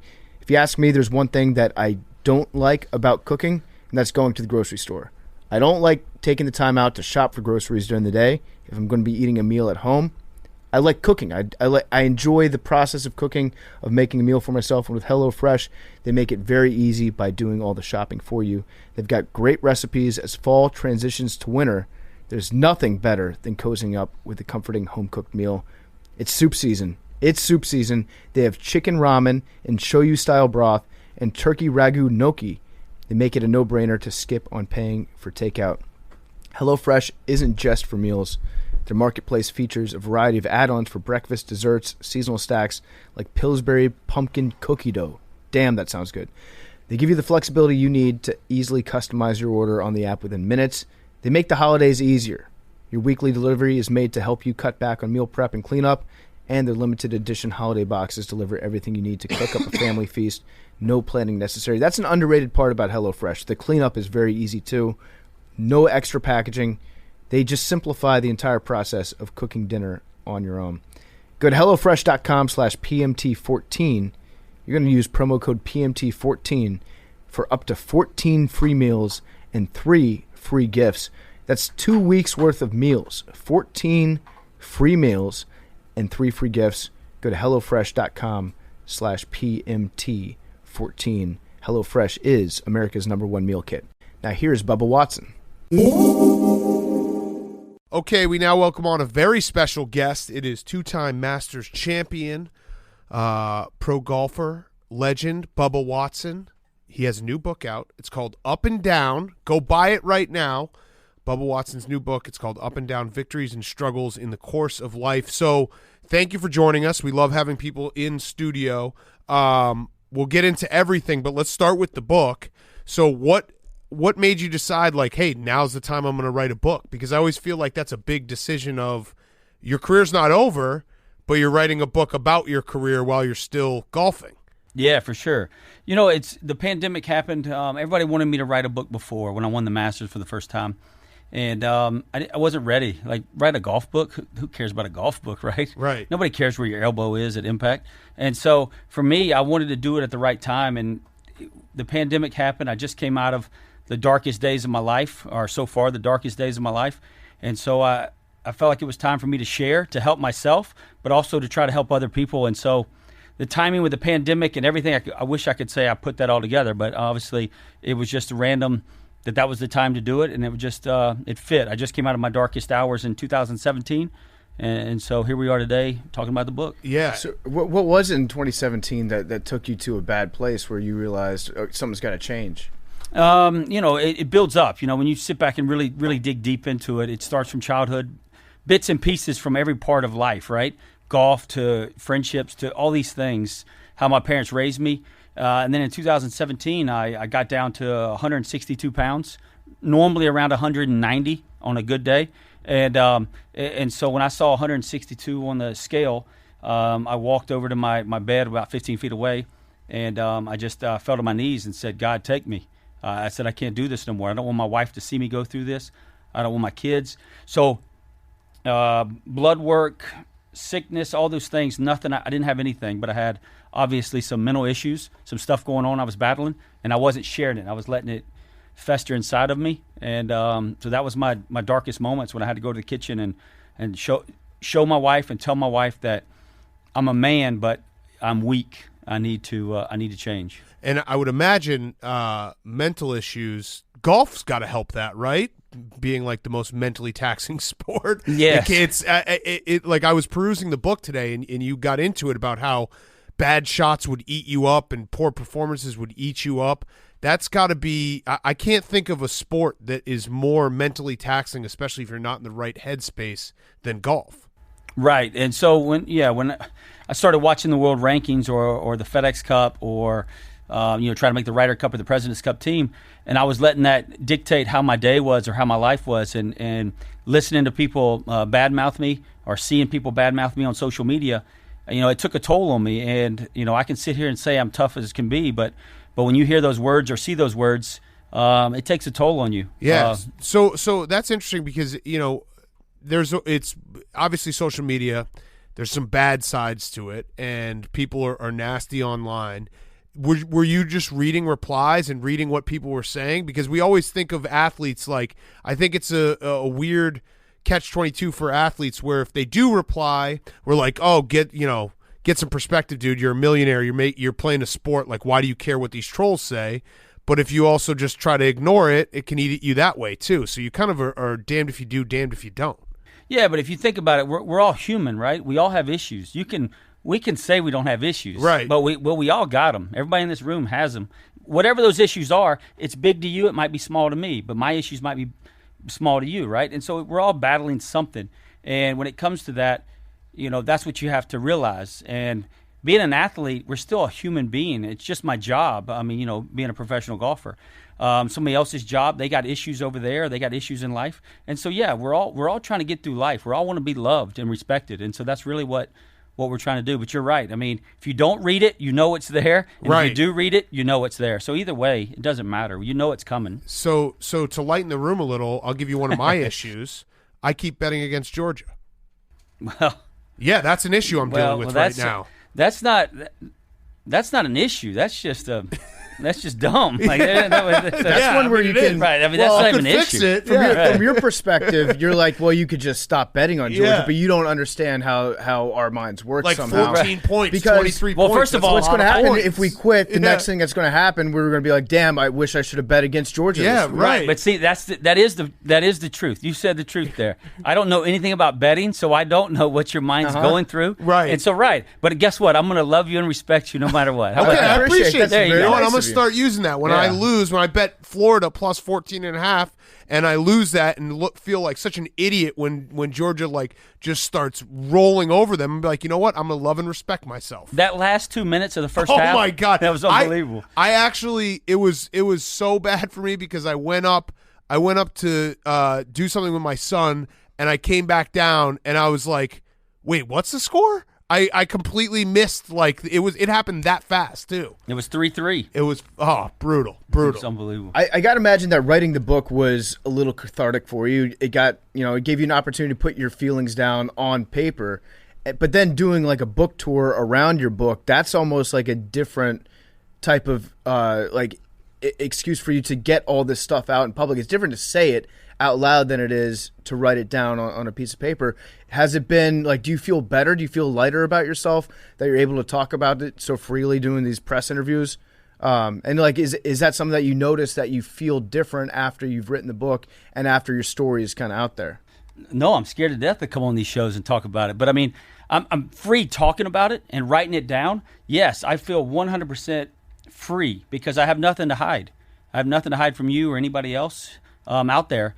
And, first of all, I got to be a man and talk to my wife and explain to her what I'm going through and get her to help me and her still love me. And so, yeah, I mean, now talking about it, now it's a different role. Now the role is to help somebody else. If I can help one other person that's listening, that would be amazing. That would be a dream come true. And so for me, I've already had my help, and I'm going to have now I'm able to hopefully able to catch it next time I start going down the black hole. And hopefully I catch it. And so we don't have another dark day or the darkest day or a new dark day. And my whole goal now is to talk about it, to put it out there so that I can try to help one other person. It's great, too, because there's definitely been a shift in the culture where athletes have felt like they can talk about these things a lot more. And I think it's really important because we always look up to athletes of being those are the mentally toughest people in the world. They got no problems. They're rich. They're famous. They're awesome. And it's great to see these moments in this book being like, hey, I'm a human too, and showing that vulnerability. Yeah, for sure. But, I think that we're the athlete right now, or celebrity, however you want to word it, has the platform. The police officer, the fireman, the military man and woman, the teachers are going through a lot. Yep. Doctors, nurses. I mean, we can look here and point at fingers all the day. They don't have the platform. So right now, athletes are so-called celebrities or the platform. And the more we talk about it, the more we're going to do something about it as a whole. Doctors and scientists are going to start looking at how they can help that around the world. Yeah. And it might be as simple as just hugging people. You know what I'm saying? Yeah. I mean, we miss that. Like now it's like weird. Even the handshake, you're like, am I allowed to handshake you? Just being nice to someone, yeah. Right. And so that's where we all want to be loved. And I think now we're missing that. And I think that athletes are just helping us get to the point where we are free to talk about it, and we don't judge anybody on it, and then hopefully we'll help the people that are truly, helping our youth grow up. Yeah, well, so everyone go check out the book, Up and Down, like I said. So you've done a ton of interviews. You were on, Good Morning America this morning, or Today's Show. Yep. You were doing Sirius. You've done a million interviews. We pride ourselves on doing interviews a little bit different, so hopefully you don't have to feel nervous about only talking about the book. So I had a few different questions. This is different. We got a weight room over here. Yep. Yes, it's a mess in here. We got Jordans all around. Yep. We got sunglasses on. Exactly. It's weird. It's very different. Exactly. First of all, how much do you bench? I saw you eyeing that thing earlier. I what do you don't bench want? that much. I'm a little less than that. Okay. Yeah, me and Brooks are about the same. Brooksy's probably about, what is he, about 95? So we're about. I'm right at 92 or so. All right. So my first question that you probably didn't get asked on the Today Show: have you ever felt like you're a little bit of a fraud with the nickname Bubba because you're skinny? Oh man, fraud. I mean, Bubbas are kind of big guys, right? Well, see, that's judging again. That's what we're that just is talking judging. about. All right, Just talk to you about the time you looked at the scale and it was right. Exactly. It's a all right. sensitive subject. Yeah, that is. Let me answer this right. though. Let me Okay. answer this though. So when I was born, I was chubby. And so my parents, Okay. my mom said I looked like a football player. And I know him from Police Academy, but Bubba Smith Yep. was coming through. He was playing ball in '78 when I was born, and so I know him from Police Academy, but Bubba Smith, so he was the guy at the time, right? And so my mom said, "Oh, we got a Bubba," and so it just stuck ever since that 30 seconds I've first came out of the womb, I guess. It might be the best nickname that you can have. Like when you think of like the list of nicknames, Bubba is such a great nickname. I mean, you know how many people would make fun of me if I went with Gary Lester? Yeah, we were talking about that earlier. I was going to ask you about the nickname, tough. and then I saw your full name, and I was like, well, it's pretty obvious why he goes by Bubba. Yeah. Bubba's a cool name. Yeah, it seemed tough with Bubba. Well, his name's Liam, and we just decided to call him Bubba because we're like, every crew should use a Bubba. Right, everybody needs one. Yeah, like Exactly. having a Bubba around makes your life better. It just makes you seem tougher. Yeah, And it also makes you seem friendly. Like, you can't be mad at Bubba. That's just Bubba. No, that's Right. Bubba. Yeah, it's just what Bubba being does. Bubba. You know? call up Bubba, and Bubba will just hang. Right. You know, Bubba will watch the dogs on a Saturday and just hang. Exactly. Yeah, that's a Bubba. How often are you in a room with another Bubba? Oh, man. In a room with another Bubba? Yeah. No, this is probably the first time in a long time. Really? Yeah. I did the Rick and Bubba show a couple days ago. We did their podcast, but they're from what, Birmingham, Alabama? I feel like it's a Highlander situation. There can only be one in any room. So like maybe while you're in here, or should we call you Jerry? Should we call Liam Liam? Yeah. We'll call you Liam. We'll give you the honor of being the only Yeah. Bubba in the room You for can right stay Bubba. for right now. Yeah. I mean, you know how I'd have to write more books if everybody called me Gary Lester. You know? I know. That's true. I'd be a whole different. It's a whole different mind level. You know what I'm saying? Gary Lester. Gary Lester doesn't win the Masters. Just saying it right Exactly. now. I Does think not. Gary Lester wins the Masters in 1965. Yes, I think. yes, Yeah, but and not then- in 2012. Yeah, you tell your grandkids, I saw Gary Lester birdie Yeah. 17. Yeah. I have a very important question for you. This might be the most important question you've ever been asked. Oh man. When did you decide to become a top button guy? Oh, top button guy. That's easy. Since the day I started wearing buttons, I wore knickers till I was 13. Shot 62 when I was 13, so I canceled those while my grandma was making them for me. And then the top button when my hairy chest started coming out, and so I try to hide it. You know, I keep that werewolf in there. You know, I want everybody to see that. So I just try to be polite. Same thing when I go in a pool. You know, I put on a long sleeve T-shirt. You know, make sure everybody doesn't see that hair flowing everywhere. Although I think that'd be kind of intimidating, though. Yeah. If you're playing in match play against somebody, back nine, you take the 3 buttons down. You take it down all the way, and you let the taco meat out. You let the other guy see it. That would be intimidating for me as a golfer. Yeah, true. But my wife of 17 years. I don't want her to think I'm getting uglier, so I got to try to hide that, you know? Yeah, cover it up. I Right. like that. I like that. You're kind of a man after my heart because you bought an ice cream store Yeah, I started one. and you run it, operate it. Oh, yeah. I love that. I Yeah, love ice we're, cream so much. I mean, you got a couple options in this world, and you could either go alcohol Yeah. or you could go sugar, and I went with sugar. That's whenever I'm not a huge drinker, and I'm always. I mean, I used to, but now not as much. And it's like, why not just eat my calories? You know what I mean? Why not just instead of drinking them, I'll have a pint of ice cream on a Friday night. Right, and you feel like you could have 2 pints, and you don't, and nothing changes. Yes. Just, All right, so we're one and the same in that. but you still respect. feel bad the next morning. Yeah, of course, always. Oh, I feel bad while I'm doing it. The hangover might be worse from ice cream, honestly. Like you're a disgusting piece of shit. You're just eating this pint of ice cream, and then you But wash that's it down okay. with Doritos. It's Yeah. perfect. So wait. So what is it? How does running an ice cream store like? Is it difficult? I mean, I would imagine ice cream just sells itself, especially in Florida. Exactly. You haven't seen any commercials about the ice cream shop. It Yeah, sells right. itself. That's true. They're never like, hey, ice cream needs a bounce back. It's Exactly. recession proof. Yeah, exactly. So we have we make the fudges in house right there, hand dipped chocolates, and then we have the ice cream, and then we have the old school candies that most kids don't even know about today. Oh Yeah. check it out. What's your favorite flavor? Birthday cake. Yes, Oh, that's a that's a great good choice. answer. So my People ice cream, sleep on it. I always keep birthday cake ice cream there just in case I show up. And then birthday cake fudge is always on hand just in case. Damn, I love how birthday cake. People don't order birthday cake ice cream that much, but it's really the perfect dessert. You're taking another great dessert and turning it into a different dessert, which is somehow better than the original. And it makes it feel like it's your birthday all the time. That's Yeah. true. Yeah, it's like this is a good day. And it is your birthday. Yeah, On Friday, right? Yeah, Friday. yes, Friday's my happy birthday, birthday. yeah. And so I saw that, and then I also saw in an interview that you said you don't like to work out and you like to sleep a lot instead. Oh, for sure. So we're just- best friends. Just for the record, though, we're not friends anymore because I started working out. Oh, Yeah. why? You betrayed us. Yeah, exactly. I'm getting older fast. Yeah. And so I'm trying to, when I see Brooks and Bryson and all these young guys working out, I'm like, dang it, man, I guess I got to start. So explain that, though, because obviously the tour has kind of changed a little bit. There's been evolutions. Tiger dominated for a very long time. This new crop is exceptional golfers. Everyone's looking like they're real athletes. It used to be a day and age when golfers weren't like considered, real athletes because they didn't work out the way that Tiger worked out and now the guys do now. But you always have been able to hit the ball long. What is that? Like, what, you don't have to be a muscle freak to be great at golf. For sure, no, because I'm definitely not a muscle freak, and so I won a couple big tournaments. But for me, it's stretching my arms. It's using my width of my swing to make club head speed. And some other guys are using muscle to create the speed. I'm using the width of my arc to create the club head speed. And the bigger the arc, the more the club head can speed up at impact. And so that's what I've been doing.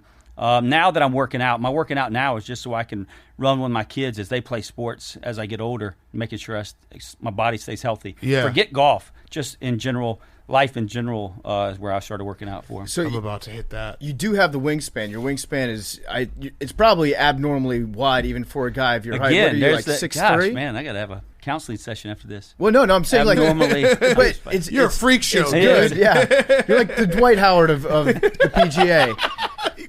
You do all these positive interviews and you come in and be like, how are you such a freak? No, it's interesting because like that's how you generate all your speed is with your wingspan, Yeah, right? for sure. So when you stretch your arms out, are you saying that you try to make your arms longer? And can you tell, when you're just walking around, you're like, my arms are feeling really long today? So, yeah, I mean, my nickname, it's actually in college, my nickname was Freak Show because of the shots I could hit. And then people started calling me the orangutan because how hairy I am and my long arms. So yeah, I mean, anything else you want to call me? So no, when you think about it, yeah, I'm letting my arms naturally break down. So when I take the club back, my arm's straight, and then it naturally breaks down.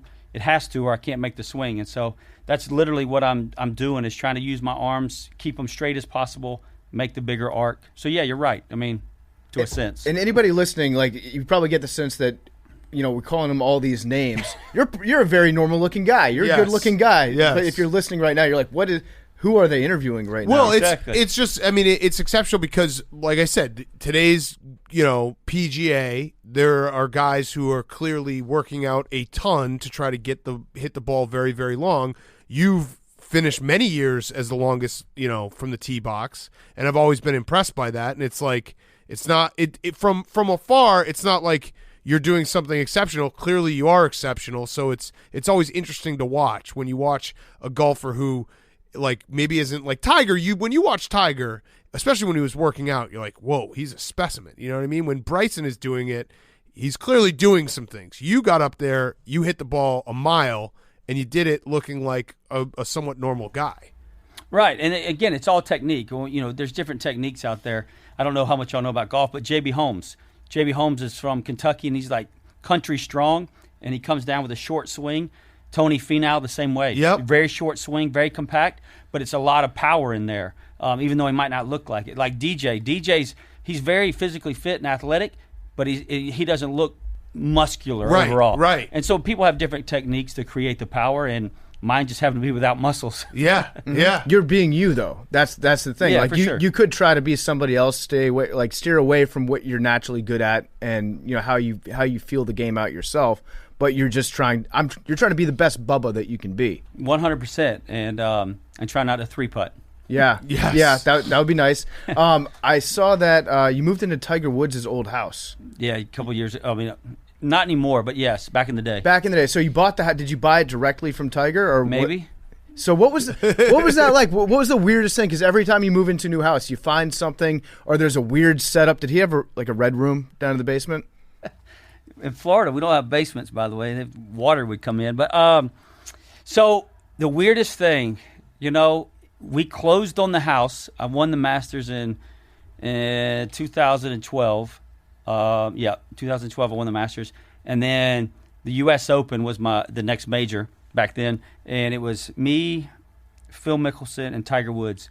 And we closed on his house, or my new house, that same week that we all played together. well, I think it was Olympic Club in California. So yeah, that's when we closed. But obviously we're playing golf. We didn't talk about it. But I showed him the pictures. I took it. I changed the house. 95% of the house I changed and put it, made it mine instead of his. But so I showed him the pictures afterwards. But yeah, did he like what you did with it, or was he like, why'd you get rid of my special training room that I have that I play Call of Duty in and practice sniping? That's sad that that we all have those rooms. Yeah, I know that he's definitely got a gaming room, right? Oh man, who does? I have a gaming room. Man, that's phenomenal. Yeah. But yeah, so yeah, I changed it. Showed him how I did things and how I my vision of how I wanted the house set up. But yeah, I thought he liked it. Mm-hmm. Did it occur to you when you were playing golf with him, like, hey, if I hold this putt on 18, why don't you knock $100,000 off the price? No, I never did because, again, the reason why I bought it is, there was, we adopted my son and I needed a house in Florida. He couldn't leave the state of Florida for a while. And so we were in Arizona at the time. So I started house shopping in Isleworth, and his popped up. And so I was like, hey man, but privately, not popped up on like Zillow, but it popped up. So we, wait, there's a different app that you use if you're buying it's like the Raya of you didn't know that? Real estate. No, y'all haven't gotten that market I haven't yet? gotten invited to that app just yet. You'll get there. I wanted to talk about the Masters. So you have two Masters titles, 2012 and 2014. 2014, you won, a little bit easier. You won by a few strokes. 2012, your first one, you won in a playoff. That has to be the most intense pressure cooker situation to trying to break through for your first major victory, and you go to a playoff. Like, were you going crazy internally? Were you kind of losing it? Like, holy shit, this will change my life? Or were you able to stay even keel and do the thing? So, I birdied. Before we got in the playoff, let's start it back. I birdied. I bogeyed 12. I was just off the green. I counted as a 3-putt, even though it wasn't a 3-putt statistically. But then I birdied 13, 14, 15, 16. So now I'm tied for the lead. And I remember talking to Ted Scott. We're walking to my caddy, and we were walking to the 17th. We come around the bunker and walk up to 17T. And I said, oh, my gosh, we're tied for the lead. He goes, yeah. I said, we have a chance to win the Masters. And he goes, yeah. He goes, hit me a good tee shot. I sliced it so far to the left. I was like, oh, my gosh. And then when I'm walking to the ball, I'm thinking about it in my head is that we got a chance. Just calm down. I don't think he had the best of shots either. I can't remember where he hit it. But, if we have a lucky break or whatever in the trees or whatever it is. So I hit it on the green. We now, we make a couple pars. He makes a par. I make a par. First playoff hole, we make pars. And now on number 10, I hit a hook, or I pulled it, my tee shot. So I'm in the trees, and then he hits this little flare 3-wood. But walking down there, I'm like, oh my! And if you watch the coverage, you can see my shoulders drop after the tee shot. Now, I'm like, oh, because 2010 I lost to Martin Keimer at Whistling Straits, the PGA Championship. So I was like, oh my gosh, my one chance to win a major, I blow it. Now here's the Masters, I hook it. I'm like, oh my gosh, my second chance in a playoff, I'm blowing it. But then when, things happen, right? The wind's blowing the right way. I hit this amazing hook shot and hit it up there, give or take 15 feet and 2-putt for the victory. But at that moment, it was like the highest moment. I birdied 4 in a row. And then I was like, oh my gosh, I have a chance to win. So my mind changed, right? My mindset was, instead of focusing on just hitting every shot, I started focusing, I have a chance to win. And then I choked on myself and sliced it. And then I thought I blew it again on number 10. And so, yeah, you have these... It's kind of like the book, the ups and downs. The swings, right? It's just, yeah, it's crazy. Now, in 2014, it's always fascinates me when a golfer gets to the 18th hole and they've got it in the bag, right? Like, they've got it. I'm glad you think so. Well, yeah, the only thing that can happen is catastrophic disaster. We actually, I don't know if you know this, but a lot of times, like, casual golf fans will play the game of, like, how far would we have to be up to not blow this? Like, if we were up 10 strokes on the 18th hole at Augusta, could I find a way to get it in the hole and win the Masters? So do you feel pressure when you're on the 18th and you're up 3 strokes? You're like, okay, I got this. There's pretty much nothing I can do to screw this up. That's a totally different type of pressure, but it's got to feel in a weird way almost just as extreme because the chance of a collapse here is like, that would be all time.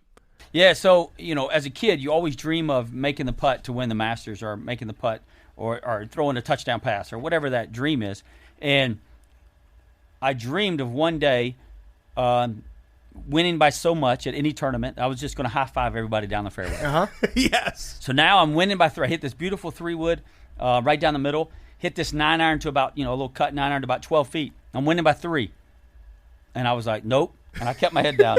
Because I was like, would you rather be the winner or would you rather be that guy they talked about? And so I was like, don't high-five anybody. You keep your head down. And I remember Ted Scott was right next to me and on the green. And I said, hey, I can 4-putt, right?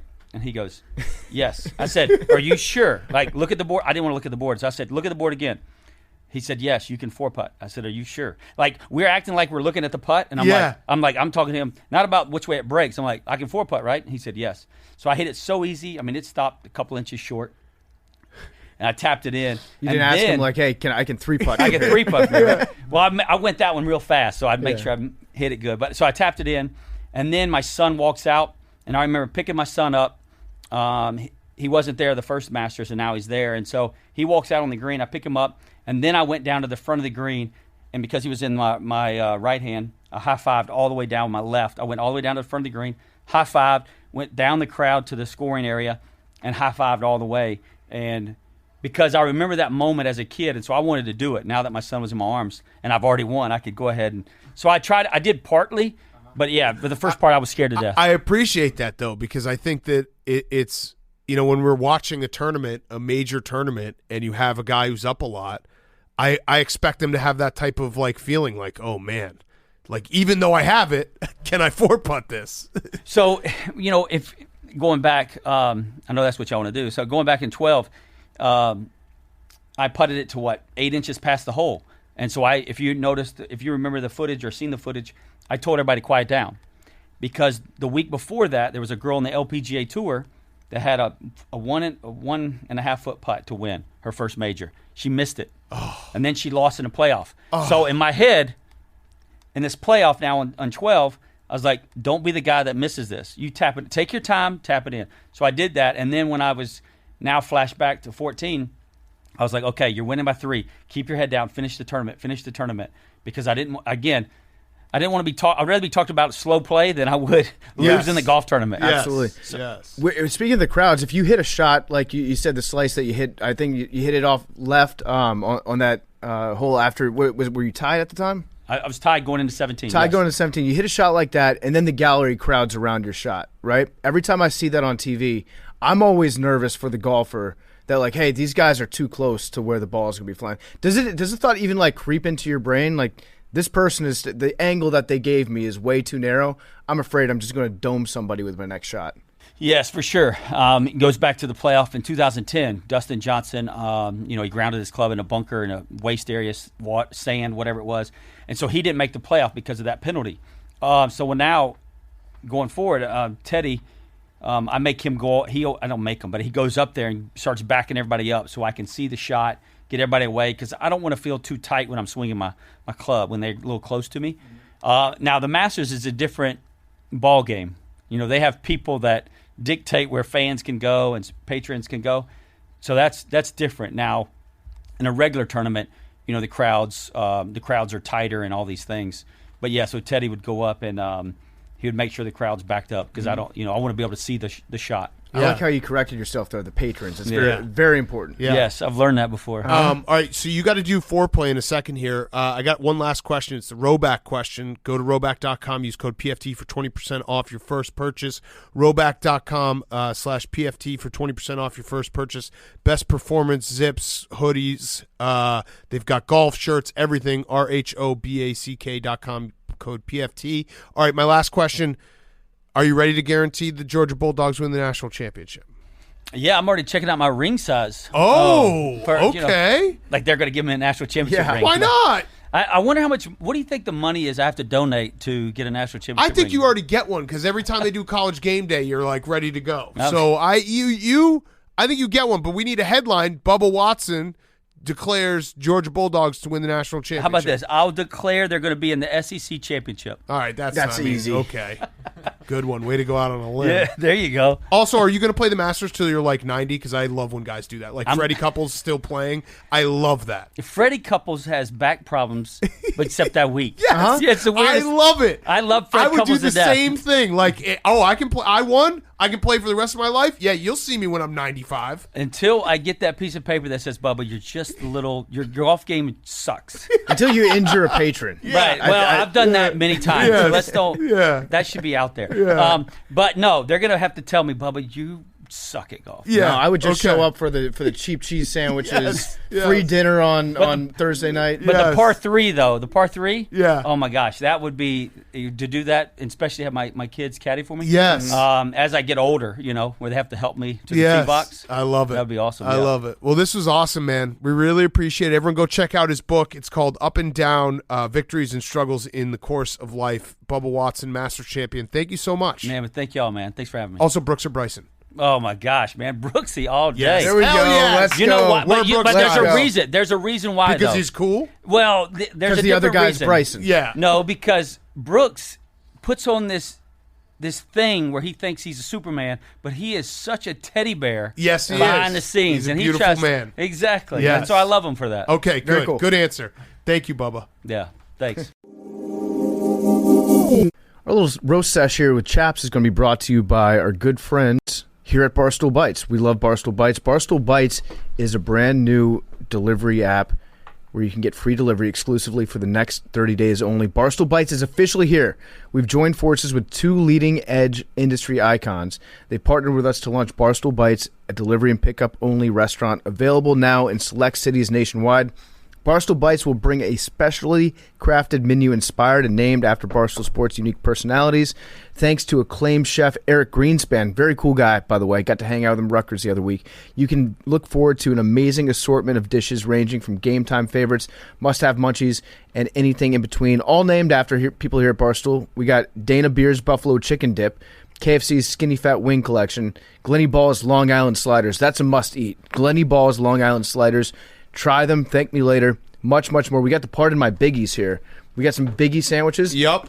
These are some sandwiches. I'm going to open it up right now. My personal favorite, while you open that, Yeah. the White Sox Dave Big Game Tender Bucket. There you go. Incredible. My favorite- White Sox Dave Big Game Tender Bucket. Here, Billy. You know how you can tell Pardon my sometimes biggie. when you just pick up a sandwich that it's going to be delicious? It's got the weight. Without even looking at it? Yeah. This sandwich is going to be delicious. So it has mott sticks in this one. We got some, it's like one of those big sandwiches that you see down in New Jersey a lot here. I'm going to take a bite. You can tell it's going to sound delicious.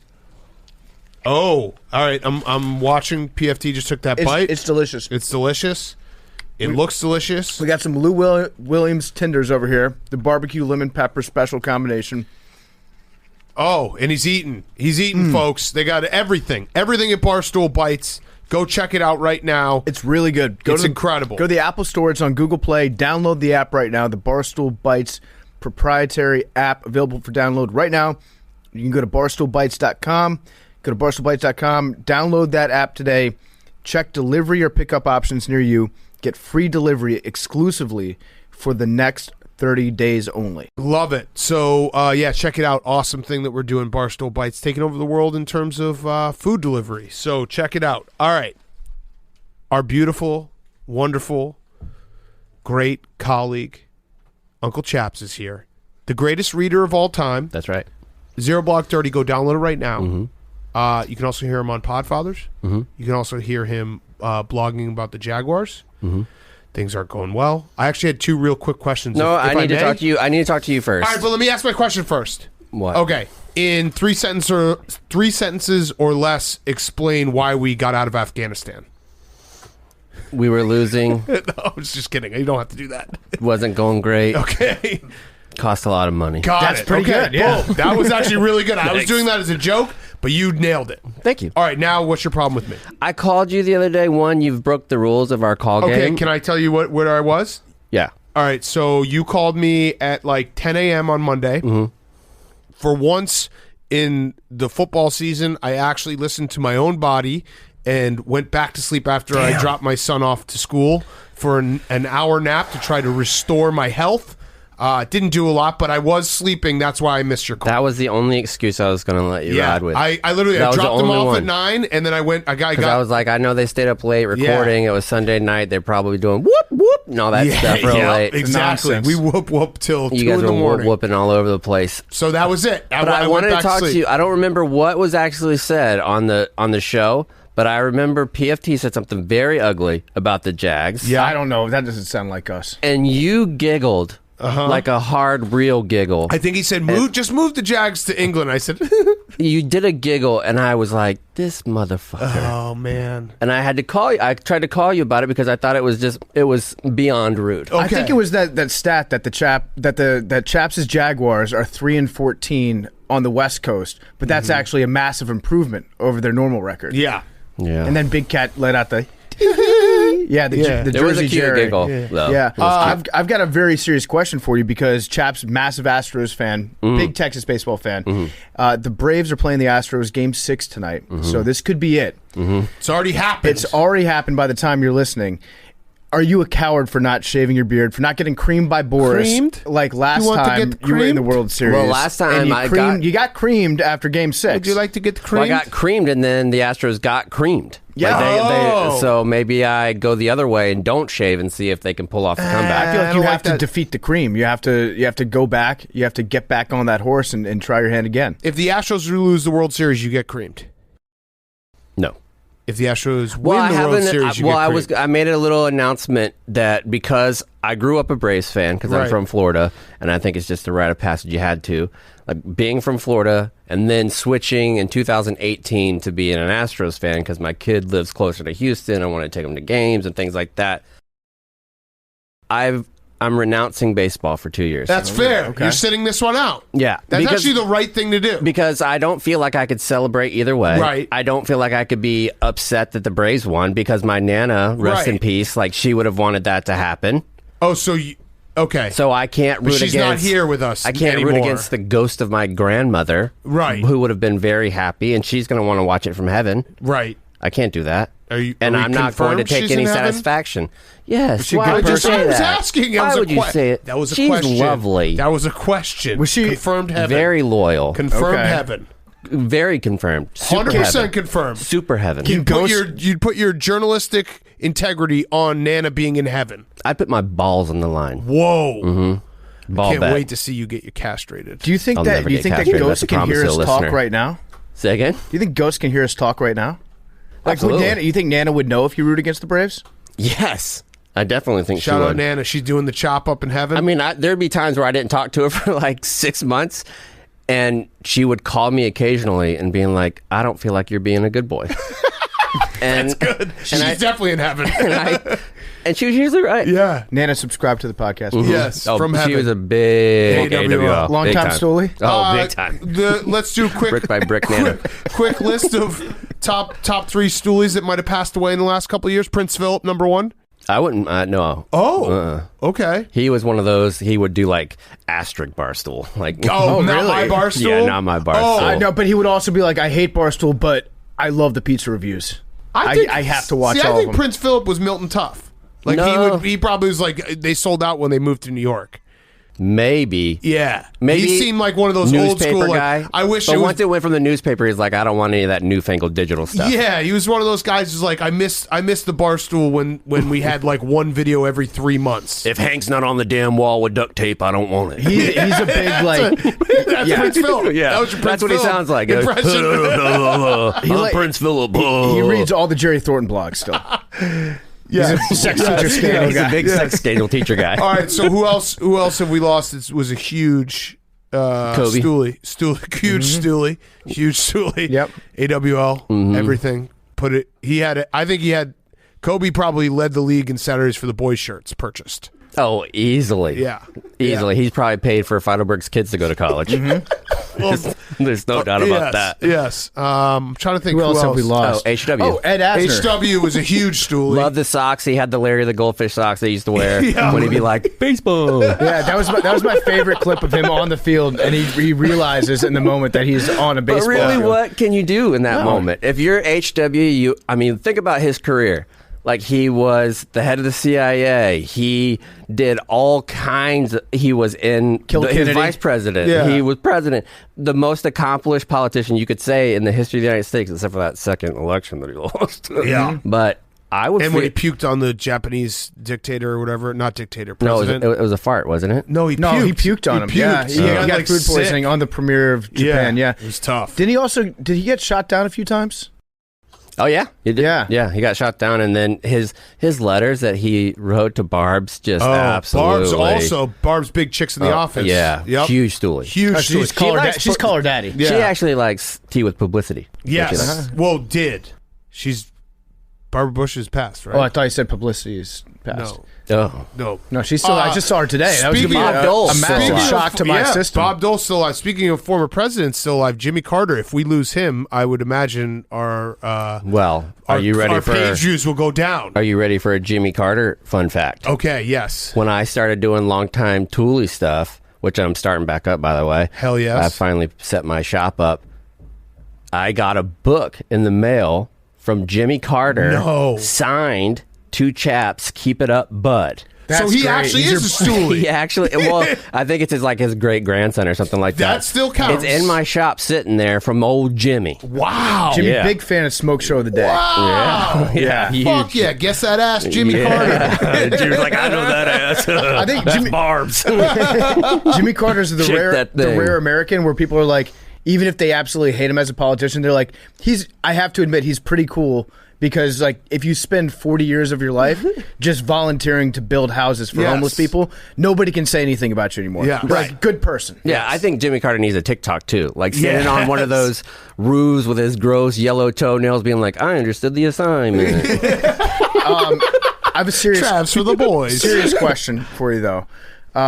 So you're sitting right next to, I think technically your superior, Billy Football. I believe he outranks you now since he's still of eligible age to serve in the United States military. What do you think about Billy's outfits recently? I like him. I think he looks very nice. No, but when he wears the camo and in the airport exclusively. gets upgraded to first class because it's a J.J. smart Watt move. gives him his It's a seat. smart move. Oh, so you're okay with it? And I actually like it. I think more people who aren't in the military need to start wearing camouflage that helps the military members with OPSEC. Like at anti-terrorism awareness, where you're just throwing people off the scent. They don't know which one is the troop and which one isn't. Oh, okay. And it's probably nice. Like if you just got out of the military and you're still making that transition to civilian life, if you have a lot of people around you that wear, little hints, little pieces of flair of camouflage, Yeah, it's a transition. You can acclimate. Yeah. Last thing before we get to the roast, salute to troops month in the NFL. Mm-hmm. That's got to feel special. Oh God, it feels so good. Like to finally, they're making the football about you. To have like a backwards American flag on the sleeve of a hoodie just feels so good. Yeah. Actually, the Jaguars shouldn't be allowed to salute the troops. No. I feel like that's demoralizing for the troops. They give a F you to the troops, specifically you, by being bad. Urban Meyer's got to be done, I actually right? think that the Jags should, and this is something I hadn't thought about, I wouldn't mind seeing the Jags have to wear red jerseys when they go play in England. They're like the Redcoats. Yeah. Yes. Well, they will eventually be the home team. Don't you dare. England. Trevor Lawrence is good. Who do you want for your next coach? He is good. Not Urban. I was all in on Urban. You guys know. I was tweeting. I was positive about Urban.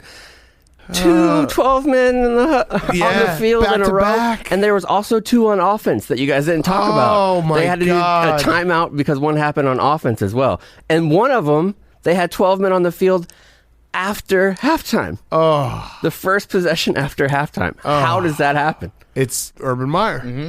Urban Meyer. What did you think about his video, though? Did we in the media turn it into a big thing when in reality it's just, him getting some strange on with his knuckles? There's 2 schools of thought on butt fingering, really. And first up, it didn't go inside the denim. Correct. Like if you really zoom in, the denim never dents. Right.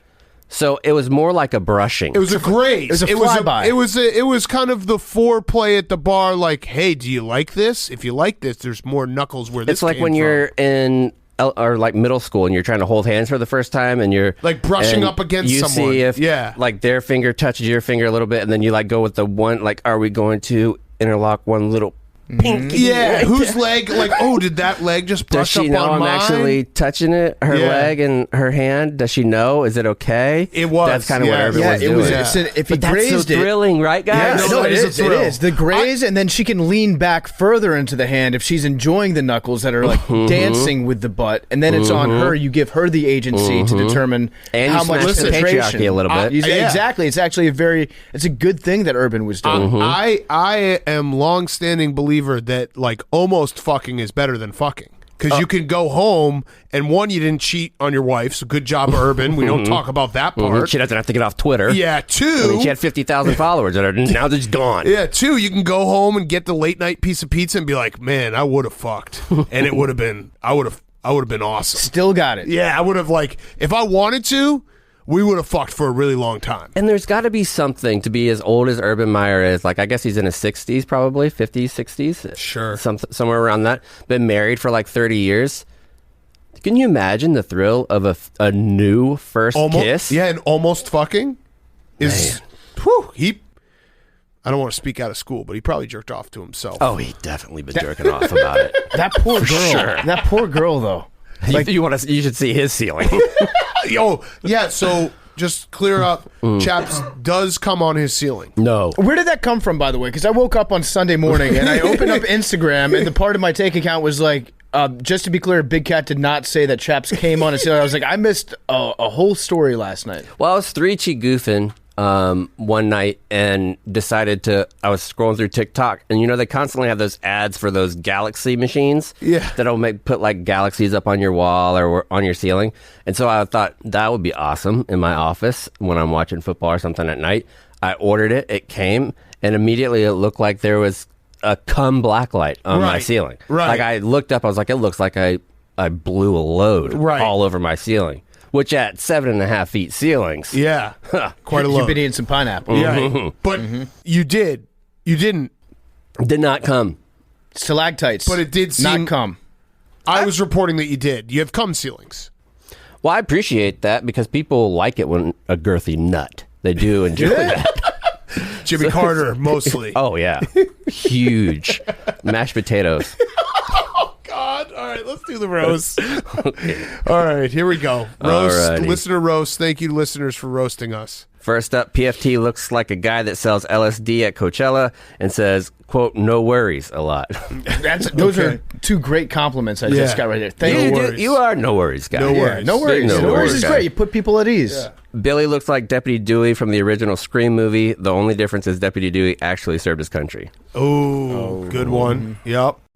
A fake sharp, a typical JMU frat boy looking for an excuse to get a haircut, an easily triggered fake Boston crybaby, a man-child who gets turned on by high school football players, and Jake. Chris Farley. That was mean, the fake sharp. I don't think I'm a fake sharp. That I'm one just a this one terrible. continues. Sorry. I thought that was separate. Chris Farley giggled their way through interviews, but for some reason, we award-winning listeners listen 3 times a week. We love you guys. Ooh, Yeah. okay. I'm going to suck up at the end. I don't think that's fair to call Big Cat a fake sharp. He's if anything, you're a fake square. Yeah. Would somebody No, that I'm a terrible, terrible gambler. What? would somebody that was a fake sharp be able to have something called the Can't Lose Parlay? Good question. I don't think so. Good question. Also- Would someone who's a fake sharp also be as open about their losing? I'm not like Vegas Dave, who, by the way, I just got to tip my hat to him because Vegas Dave, when he loses his like 100-unit whale play, then he'll release and be like, that was the opposite play because I knew that some of you were sharing my plays. So the 100-unit loser was actually a winner. Who's Davis Dave? I have no Vegas idea. Dave. Who's He's that? the guy who always like, how do I always win? Remember, he like sits courtside of the Lakers. No idea. You know who he is, Hank. You know who he is, It Billy. sounds like I'm glad that I People don't know have. who he is. But he'll do that. He'll Dated the golfer. Yeah, the Holly Saunders. Yeah, Didn't they have He'll- like a big to-do? Yeah. Yeah. He'll lose a 100-unit play, like quadruple your max, your bet worth or whatever. He'll lose that, and then it'll be like, that was actually a prank because so many of you were releasing my plays. That was to get you off the trail of the real winner, which was the opposite of the loser. Got it. Genius. Also, I don't think that I'm not a frat guy. I played rugby. It's a completely different Totally thing. different. Totally different. I have a question for you guys. Have you came out as the first major sports podcasts to be pro UTSA in the college football playoffs? Sure. Yeah.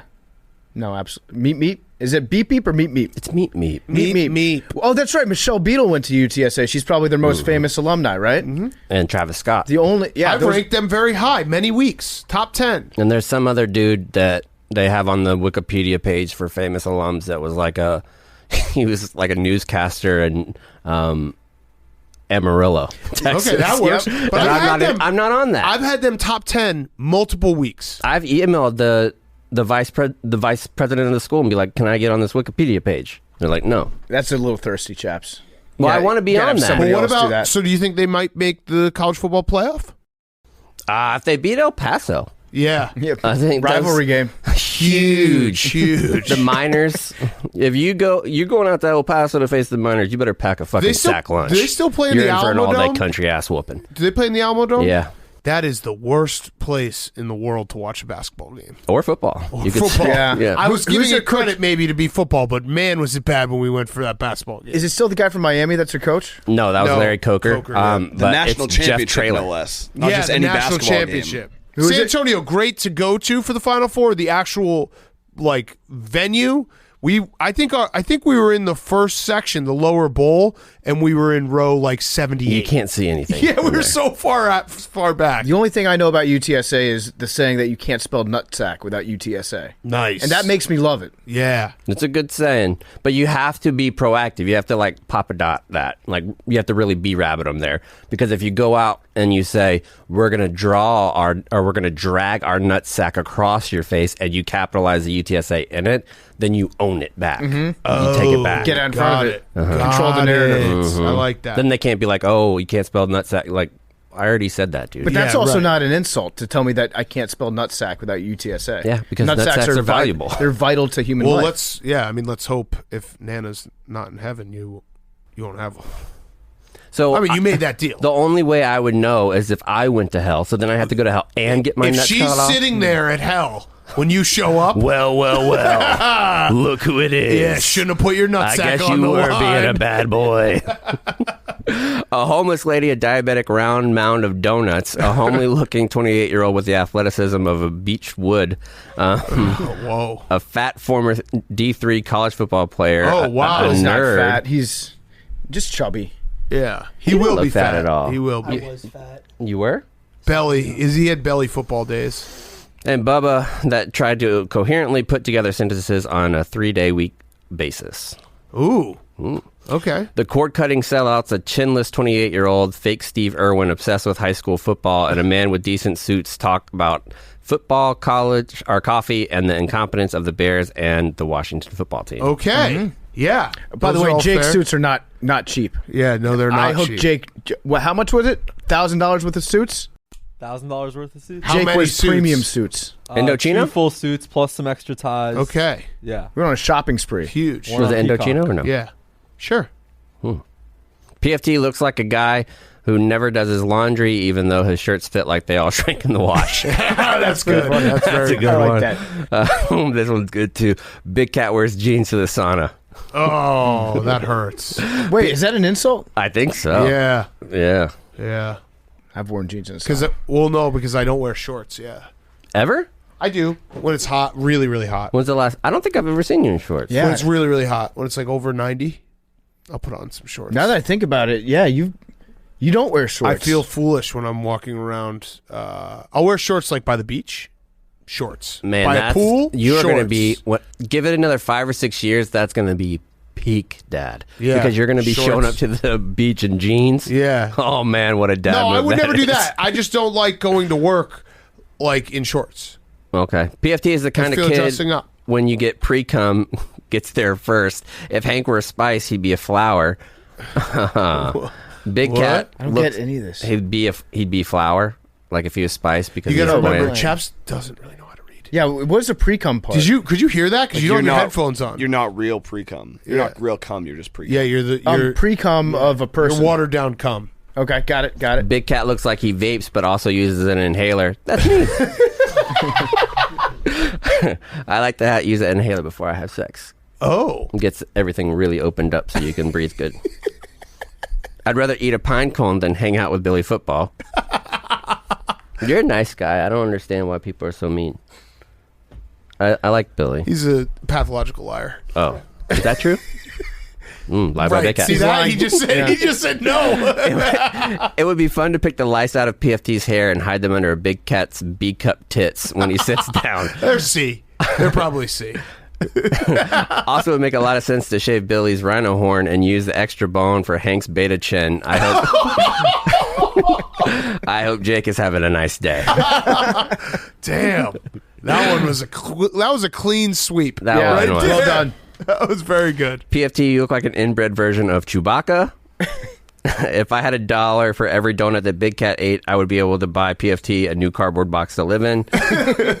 PMT, 3 guys from your hometown coming back after a year of college thinking they've lived a really full life because of their hair, mustache, and weed gave them too much attention to the human version of AIM's smarter child. And someone who would be eliminated the first week of every season of the challenge, while the one who is worth listening to never gets to speak. Oh, damn. Who's that? I think Jake. Bubba? Oh. Bubba? Oh, wow. Oh, damn. We got Bubba Stan out there. Bubba Love it. Stan. Shout out. Thick Cat looks like he'll be will refinance your mortgage for a nice rate, but get too flirty with your wife during the process. I can see that. Okay. Yeah. Yeah. That's just If you salesmanship. If you didn't do this, you would be something very creepy and horny. A lot. I have low T.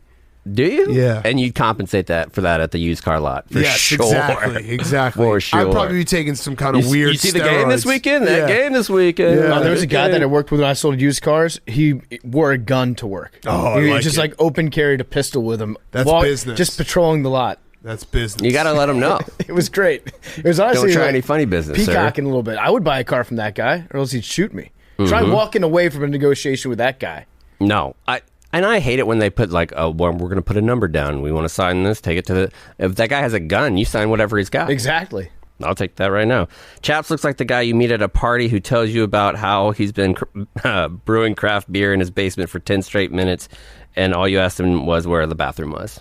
That's mean, but yeah, you do give off a Colorado vibe. Yeah. Oh yeah, You're into- Colorado was my #1 state in the power rankings that I recently did. What was 2, 3? Well, I only did 2, but it Okay. was That makes sense. it was Colorado and then Tennessee. Nice. You put Colorado 1 over Tennessee. Yeah, Interesting. I have to agree with that. Yeah. and I think one that's a because fair I went assessment. with Ultimate State College just based on uniforms.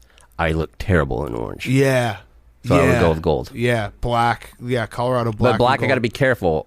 I don't want that to be the primary color because I got like beard dandruff and stuff. Oh, gross. You know who could fix that? Who? A little Boris. He Probably. could cream you. You want me to cream? You'd have no beard dandruff. All right. Is that it? That's it. Oh, man. Always great to have you on, Chaps. We love you. We miss you. When are you coming back? Hard to say. Okay. How long are you here for? Saturday. Whoa. Yeah. I'm busy the rest of the week. Me But too. Yeah. Super busy. Yeah. What's next for you, content What's wise? next? Oh, so I'm bringing back long tide toolies. I finally cleaned up my shed where I can build stuff again. I'm redoing my fire pit. I'm going to be banking my fire pit and smoking a big old turkey to teach people how to do it for Thanksgiving. Love it. Yeah. Yes. Chaps also had an electric performance inside Stoolstream Stadium earlier. It was What'd incredible. you do? Comes out on Thursday. Rock, Can't paper, say. scissors, shoot? Oh, yeah. I heard that something statistically impossible happened in this matchup. It was You want to do it right now? Just one. All right. 1, 2, 3, shoot. 1, 2, 3, shoot. 1, 2, 3, shoot. Damn. Got him. Big Cat after 2 ties. Got him. Gets Damn. the win with the paper. I was Damn. thrown off because this time I could actually see him. I like the table to keep things under wraps. Chaps, what temperature's your pool? Right now? Yeah. 88. Ready to roll. I never knew how much of a stunt that was. That is it's a such an big flex. unbelievable monetary flex. Yeah. Yeah. Because in March or April, and it's 85 degrees in April in San Antonio. I put my pool at 78 degrees. I got the gas bill back. It was like $550 for 1 month. Him, 88 degrees? That shit must be like $1,500. Living $2,000 legend. a month. Yeah. That's the source, man. Yeah. Stu Feiner. Goodness gracious. Chaps, you want to guess numbers with us? Yes, Or is I that was end of the gonna show. ask you. 8. Yeah. 97. 92. 74. Actually, 91. 74. 69. Nice. 38 out of play. What was your guess, Chaps? Thank you, Jake. I got 74. 74. 14. First timer. First timer. Scoregami. Wow. All right. How many we got left? 14. 10? 14 left Yeah. after getting 14? Yeah, look at that. Isn't that wild? Wow. That is Closer. wild. Holy shit. All right, thanks, Chaps. Love you. Love you too. Love you guys.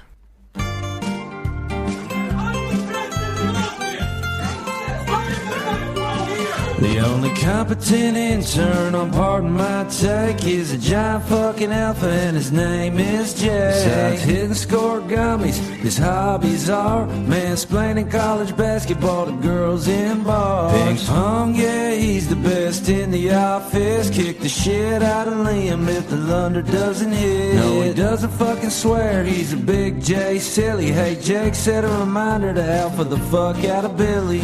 Jake on me, Jake on me, Jake me on, Jake on me. He's the fucking best in